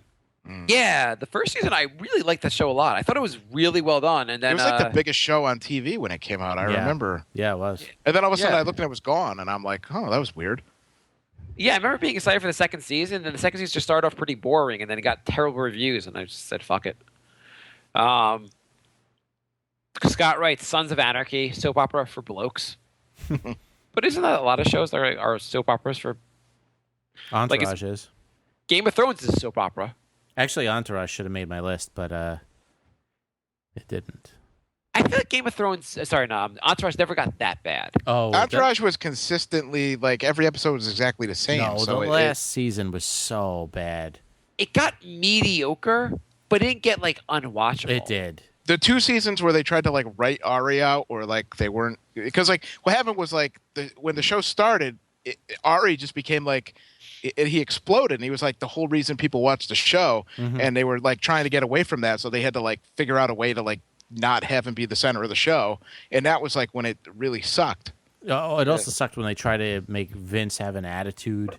Oh yeah, well that too. And he got an he like got a haircut. The entire episode was just him getting a haircut, literally. Yeah, yeah. Well, And the problem with the show was like it was built like it started off with like a bunch of guys in Hollywood having a great time and shit, everything going well for them, and they were like, "Oh, you have to add character depth," and you're like, "Okay." They never did. They never did. Well, they added they didn't do They that. tried to. That was the they problem. tried to do that, and they tried to. They said, "Okay, let's have some bad stuff happen to these characters." And you're like, "I don't fucking want to see bad stuff. I want to just live through them, make it all good." Yeah. That goes back to my idea that not everything has to have a plot. Like I've said it before, Wedding Crashers, if they crashed weddings for an hour and a half and the movie ended, it would have been the best movie. Exactly. Yeah. Me and Brian, one of our favorite movies is Swingers. There's no plot.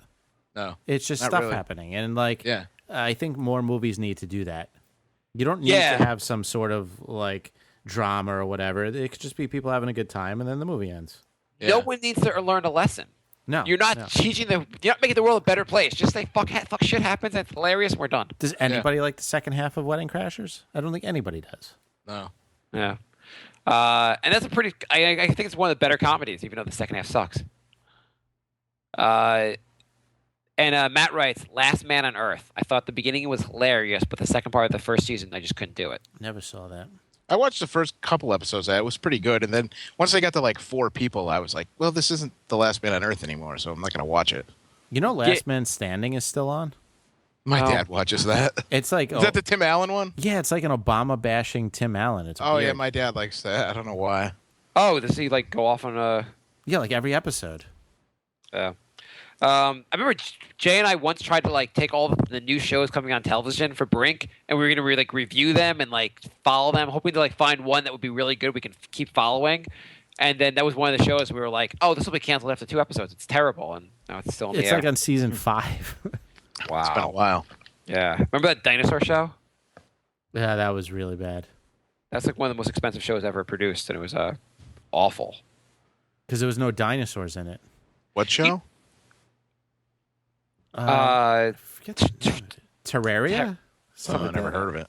Don't you think shows, if you were, what they should do, Terra Nova. Terra Nova.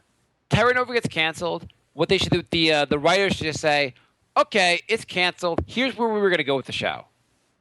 Like, not even not really, just to go like a couple paragraphs here. Here's where we were going to go in case you were interested. I think that'd be kind of interesting. Well, they should have went somewhere before they got canceled. The show went nowhere. No, it was terrible. I was curious where the hell they were going to go. Anyway, the last one on my list, our listeners touched on 4 out of 5. The only one I had extra was Californication. Yeah, that was going to be my last one too. I didn't even watch that should have ended after season 3. That got really... Maybe season 4 was pretty good. Which was the one where he just drove off into the sunset? Whatever that was, probably... Wasn't that season 4? The last good season was the one, and it was a stretch, but it was the one where he was the teacher. Season 4 was the one where he drove off into the sunset, right? Yeah. Well, I thought season... Yeah, that's where it should have ended. I thought season 4 was where he was the teacher. No, it's season 5, I think. Because that's the last season I watched, I think. No, wait. No, the one where he ends up begging the student, the faculty, like the Wasn't like that the three. season 5? I don't know what season of that show was, but that was the last really good season. The first 2 seasons were great of that show. But yeah, that's a show. I don't think I watched it when we first did this, and I've watched it since. And that was a really good show, but it really fell off a cliff. Let's see. It was probably first season, second season, third. It should have ended. Yeah, probably the one where he drove it. It should have ended after she found out he slept with the girl. Like the final scene of that one season was really good. Rocket Man playing, and they're throwing him out, and then the season after that is when it should have ended. In the absolute end of it should be when that girl poisoned him. They shouldn't have they should have had him die. Yeah. I don't even think I watched season 6 and 7. The last season was dreadful. They had this dopey kid who was like, he slept with Lauren Graham once, and it's like didn't even look. He was just like obnoxious and. Well, I think part of the problem is that you have a really good idea for a show, and you can make a really good season and maybe a follow-up season, but it's hard to keep going with some of these shows. Like his character's not. There's nothing. His character's a really great character, but it's not enough to like keep going with. Oh, no, after just like the 3rd season, it just turned to like, okay, how could we have Hank fuck as many people as we can on every show, and how could we have Charlie do some weirdly gay shit, and that's about it. Rob Lowe's character was the worst. So Boardwalk Empire, which they did only 5 seasons of, and they were asked why they only did 5 seasons, and the creator said something along the lines of it's like I didn't want the show just to be here's a new bad guy each season and we're gonna kill him off. Like it's like eventually that gets tiring. That's the other thing too. Like these shows don't need a new bad guy every year. Like let's just. Well, I feel like every show has to end at some point, basically. Yeah, but I mean, like every show, like this year's big bad. It's like when we get into the Mr. Robot conversation, it's like it's not even watching the same show this year. Okay, so my list, I thought we were doing top 3, and I did some honorable mentions, but there were a bunch of these that we said that I thought would, like How I Met Your Mother would be on my list, and Heroes too, but I said Mr. Robot because I'm so angry about that show, currently angry about that show.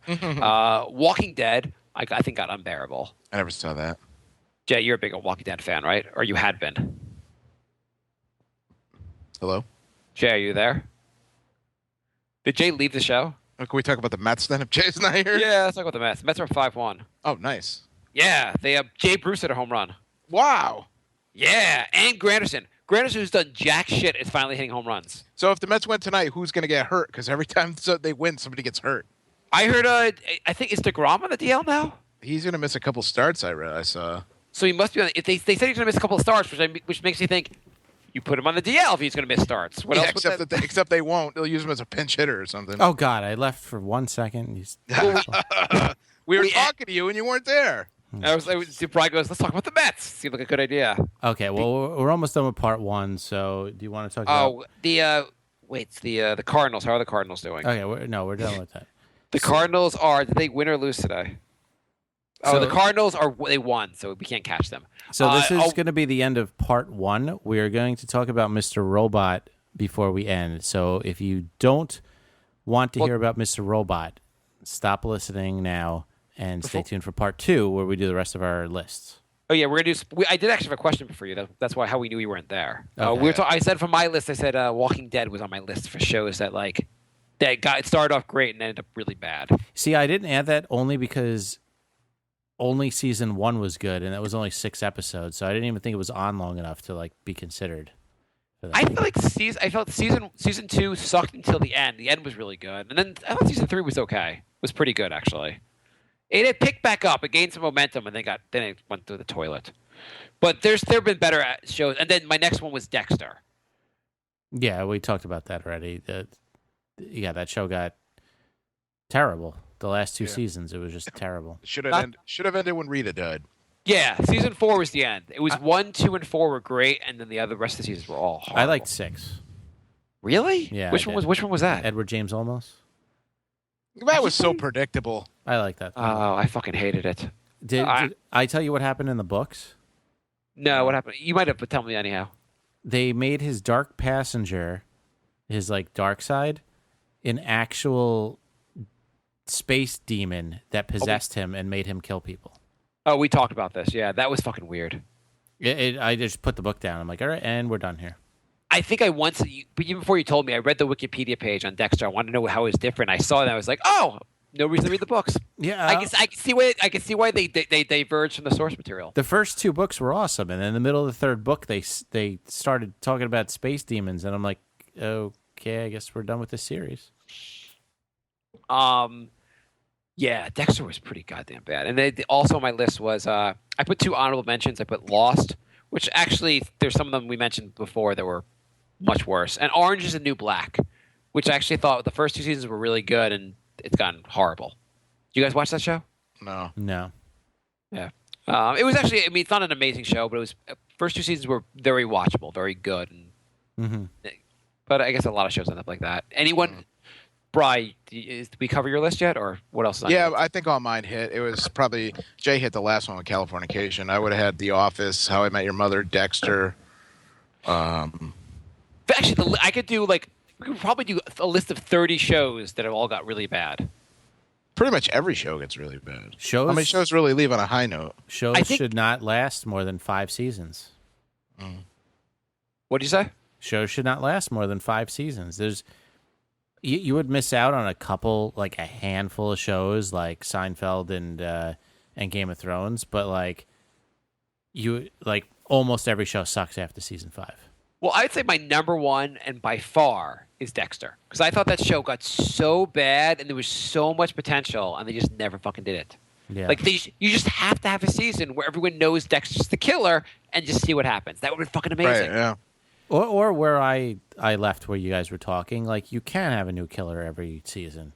That could be interesting if you do it right. Yeah, I mean, but eventually it gets old, basically. Who's the new killer? I mean... It's oh my God, 40 more people died in Miami again? How the fuck are these people still employed as cops if there's a serial killer every 6 months? Well, I mean, he didn't have to kill 40 each season. It could have just been him and a killer going back and forth. Yeah. Well, it's 24. Every season of 24, the world is almost annihilated. Every season, some insane thing. You're like, oh, wow, in the last 8 years... The president's been killed. A nuclear bomb's gone off in California. Too crazy. Like I feel like 24 could do one season where the problem is very small. Like someone's kidnapped and like all these crazy things happen, but it's not like the United States is under attack. Yeah. That show got pretty bad also, I feel like. But that show was still good enough. There was only one season I didn't like of that show. The one with his father? The one where like Chloe's hiding a baby behind her desk. I didn't even see that. And they totally decided never to mention that again because the show went on 2 seasons after that, and they like just never mentioned that plot point again. Did you ever watch the most recent one when they brought it back when he was in London? Yeah, I thought that was pretty good too. That one's on Amazon Prime. I think I'm gonna go back and watch it. Yeah, it's worth watching. But I feel like that's if you're gonna talk about greatest one single seasons of a show, I feel like the first season of 24 is my top 5 for greatest single seasons of a show. Yeah, it was really, really good. Let's talk about Mr. Robot and how fucking awful it is. Spoilers from this part. Should you like hit the trailer music or something, Jay? Or whatever. Spoiler. Turn it off. We're gonna rip on Mr. Robot. It's such a fucking bad show. It's does that show not physically make you angry? it doesn't feel like I'm watching the same show. First of all, it feels like I'm watching a really bad Stanley Kubrick ripoff movie or something. Okay, so now I'm going to go to the spoiler. Okay, so I get the first season, they did the Fight Club thing, and that was their twist, and I thought that destroyed Christian Slater's character at that point. But whatever, that's your twist. You want to do it, and you want to run with it, great. Then he spent the first 7 episodes of the show in pretend prison. Right. Like real prison. No, he's real prison. You find out he's really in prison after the first 7 episodes. Are you fucking kidding me? But everybody kind of figured out that he was after like the second episode. Who did? I didn't figure it out. I was reading online. I was reading online. A lot of people were thinking that. I personally think the whole show is going to end up as a hallucination from when he fell out the window. You see, this is why I don't read online things. I read after I watch it. I'll read it, but I personally, because they showed that scene in the first episode this year, and I think it's all going to come back to when he fell out the window. He's dreaming this whole thing. If this is all a dream, it would actually be better. It's so bad. Yeah. He just wakes up. It was all a dream, and he's like on. He's not like he's that character on Growing Pains. That'd be great. I'm not hating I this the as much sitcom as part you with guys. Alf. I thought that was funny. Did you like that? It went on for 17 minutes. It was a little too long, but It was 15 minutes too long. Yeah. It was kind of cute at first, but it was like I don't also need to see him battling Christian Slater for control of his mind for like a whole season. Also, Mr. Robot is, even if you count, the not Christian Slater guy, they're in it about 10 minutes an episode now. Yeah. And do you ever notice another thing too? Every time Angela every scene with Angela is a close up of her. Yeah, Who's Angela? Blonde. The blonde, yeah. Every Yeah. time she's in a scene, it's just a close up of her. Yeah. She went from a character that was she's attractive in real life, I guess. Yeah. But Yeah. they make her look really creepy in the show now. Somebody I was reading online, somebody said every time every scene with Angela when she's talking to somebody looks like there's like 300 people talking to her at once, and because she's so slow in like her delivery and like in her response time, so like I really think like she has a Mr. Robot or something too. Well, that's what I was talking to Mark about. It seems like the entire show is at half speed. Like, all the conversations are like super, super slow. Yeah. And I'm like, people don't talk that slow to each other in real life. And there's a theory online now that that he's really Tyrell also. And so I thought Tyrell was real. At the beginning of the year, I thought Tyrell was real and Elliot wasn't. If that makes it was the opposite. Mm-hmm. Wait, which one's Elliot? Elliot's the main character. Main character. Okay, yeah. When it first started and they were talking about all this stuff, I thought to myself that it was going to turn out that Tyrell was the real guy and Elliot was a like fictional person with a Mr. Robot. So it's like double, like complete, like. But that was going to be the twist, that it was backwards like that, because everybody thinks that Tyrell is a figment of Elliot's imagination too, or whatever. I mean, I don't need a show that's just. I mean, I get if a show is fucking with you and it's done really well. I thought like, did you guys watch Fight Club back in the day? Oh yeah, it's one of my favorites. Yeah, it was a really good movie, and it was kind of like fucking with you. You're like, oh, that was a really cool twist. Yeah. But this is like, I don't know. And every season you need like some new twists, and they're gonna fuck with you in like, in a really, like last episode they had that scene where the head guy from E Corp was talking to the Dark Army woman. Yeah. And it should be like a big scene of the show, and I'm like, I don't give a shit about these characters. They've barely been developed. I don't care all about them. They wasted 6 episodes. I mean, this week's episode could have been the premiere. I mean, it picked right up where it left off. We wasted 6 episodes of like nonsense. Yeah, you're right. You could have really picked up with this episode. The only thing that happened was the black guy's dead, the fat guy's missing, and the girl's missing. Characters you never cared about are missing off the show. That's literally it. And we found out Elliot's mother was barely alive. Again, not much of a twist. Yeah. Like, who cares? Yeah. The weird thing is, I don't know what the point of half the characters are. Like that Russian girl who looks really hot from far away and funny looking when they show a close up of her. Which one, Russian girl? Ooh. There's only one like Russian girl on the show. Terrell's like ex-wife or whatever. Oh, yeah. Yeah, she's like dating that guy, and she's got the hitman out there. I she's literally choked, and maybe it's just me. I literally don't understand one thing that's going on with her plot line. No, I don't either. I have no idea. Maybe if I guess now it would make for last season. I really liked Terrell, but maybe it would make more sense this season if Elliot is Terrell. So maybe she's really married to Elliot. I don't know. I don't know anything. It's literally like not even the same show. I mean, it's like not even the same like continuation of a plot or anything. It's the like show ended with that reveal of like her going out the window and going like, and he sees her. Yeah. But I don't think they've ever met on the show. No, there was one scene where he was outside their apartment. And he was looking for him, and she walked by with the baby. Oh, They had this awkward conversation. Yeah, no, you're right. I don't. Also, let's just break this down. I 5'9" when what they did was they melted E-Corp's data, backup data. And they don't call it Evil Corp anymore. Have you noticed that? Yeah, they stopped that also, which I started rewatching season 1 when the season was going to start because I really liked season 1. Yeah. I started and then I stopped when I realized the season sucks.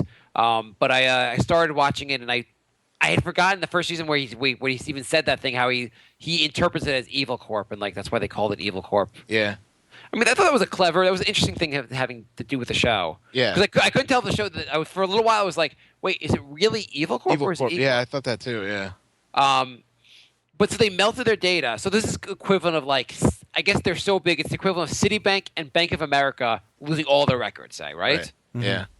And so, but I don't really understand. Like, I understand it's like a big catastrophe, but like, I'm not sure if I even understand the fallout from this. And I don't understand, like in the earlier episodes, like when there was a line at the bank where all these people wanted to pay their bills. Like, if all the credits deleted, why the fuck would you still want to pay your bills? Yeah, like I don't understand everyone getting a $50 a day allocation. I don't wouldn't the other banks take over? Yeah, I don't know. I don't it doesn't. Someone had a theory online that his dad had cancer, and the stage 2 is the stage 2 of cancer, and each season is going to be like they're going to wipe out a different part of society. Oh God. And like the theory seems so ridiculous, but then the show seems so even worse that like I was like, oh, that theory's better than the actual show. I don't understand. So the first episode when they're messing with that girl, then they didn't mention that again till like episode 8, and the whole thing was just so they could get her to leave, so they could use her house. To, like, pretty much. And they don't explain why they needed. They had the place in Brooklyn. I mean, and not they. I guess they needed to change because they found that, but like, yeah. Why did they need to like force the general counsel from E Corp to leave her home when they could have found any other place to use? Right. Yeah. Yeah, like she obviously would have went back to her home as soon as possible. Like it seemed kind of weird. It seemed kind of weird as she went away. She was like, "My alarm's going off. I'm going to leave for 3 months." Yeah. I also there's some things I still don't get. Like, all right, so he was in jail. What was with like the guys beating him up and then his friend like stabbing them all to death? Yeah, and then said something about say hi to. Like how does that even like fit in?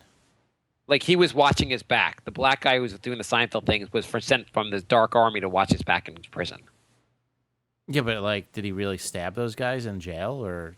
I guess so. Yeah, I think it was probably yeah. You can't just stab 5 guys to death in jail and like walk away. Well, he was only using that guy's computer because that was the only computer he could access.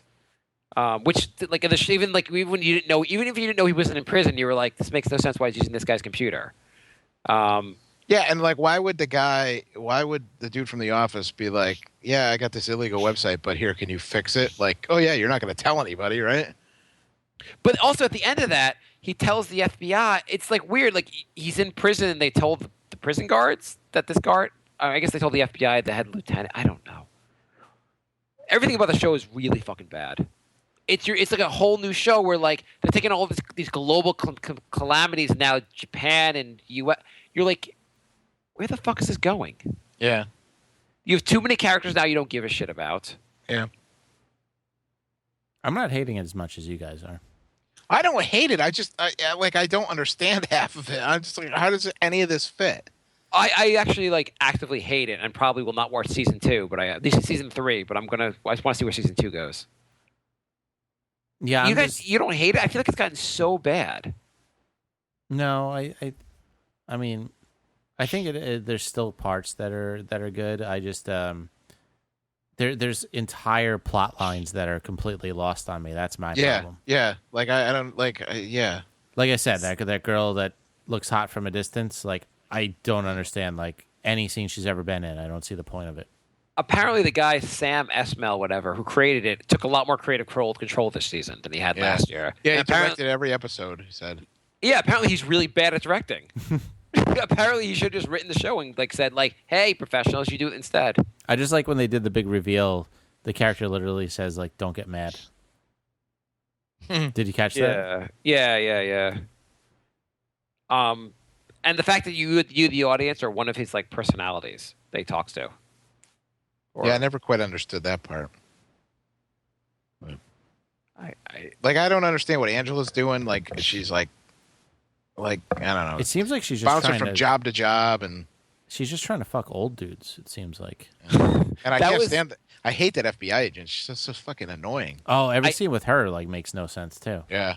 Yeah, I did like the fact that Angela, she was going to go on that date with the guy. She thought it was the date, and she's ready, I'm going to be fucked by the old guy. And it wasn't being fucked. And she's like, oh, man, I'm not going to be fucked by this guy. Yeah, that was weird, too.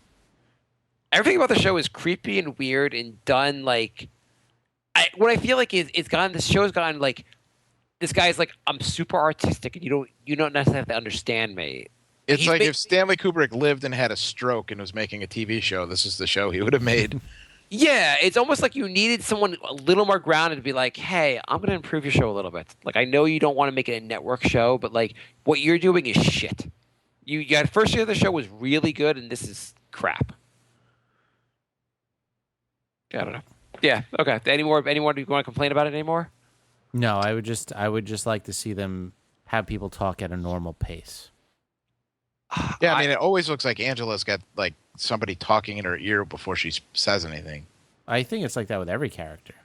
There's just a really long pause. It's almost like a Big Bang Theory pauses, but there's no laugh track. Yeah.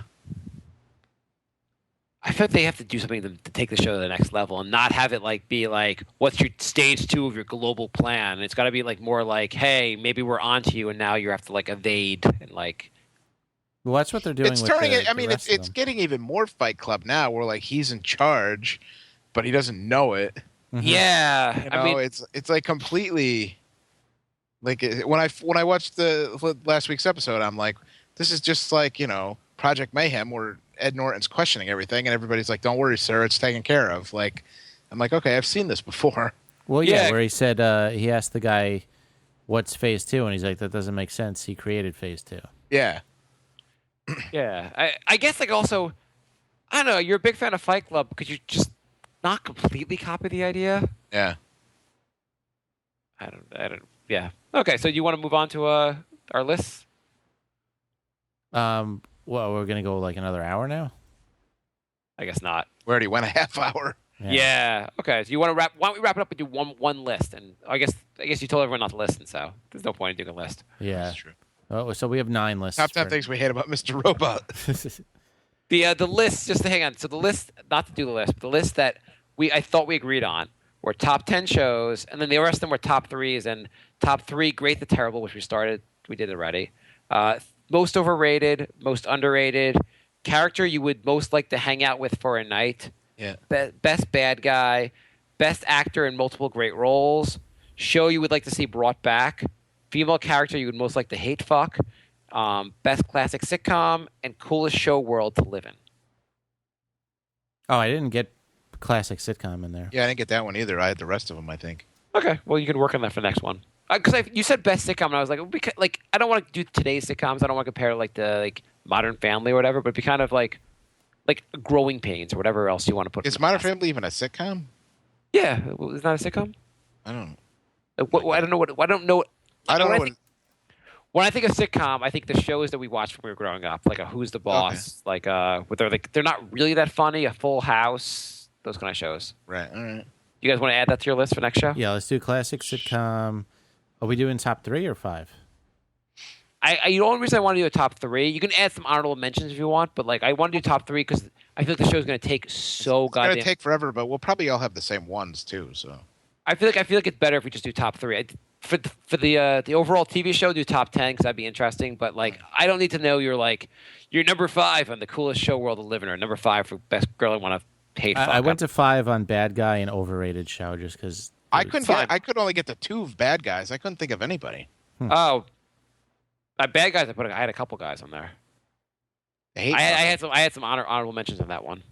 Do you guys have any interest in doing 80s cartoons? No. Okay.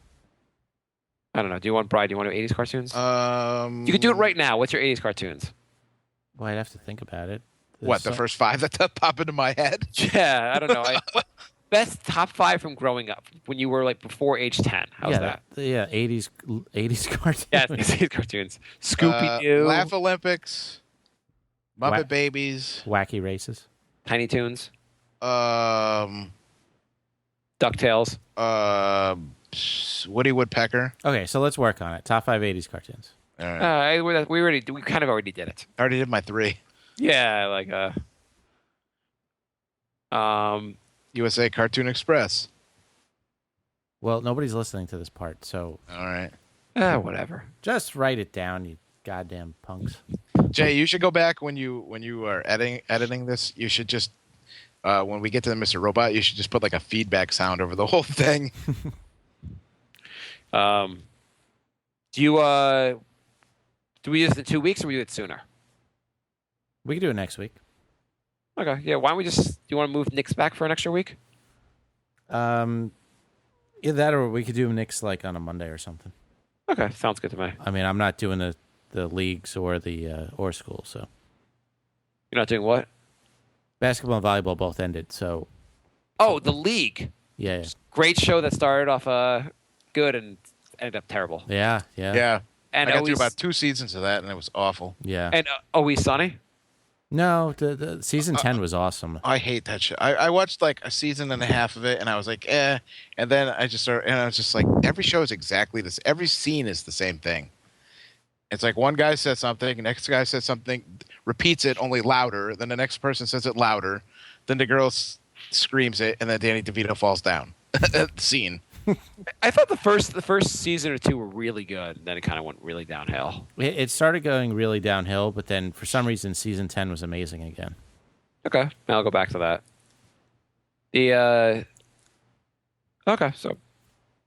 Okay, we got our list. Is there any other list you guys want to, Brian, you want to add any other list besides 80s cartoon? No, I don't think so.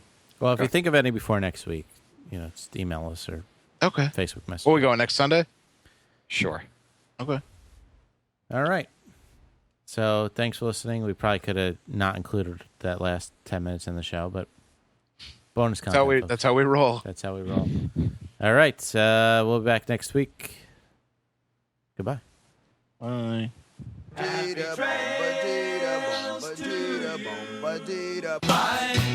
love. Goodbye, everybody. Goodbye. It's all over. Goodbye. It's time to go. This is the end. Say goodbye. You better go away. I'm gonna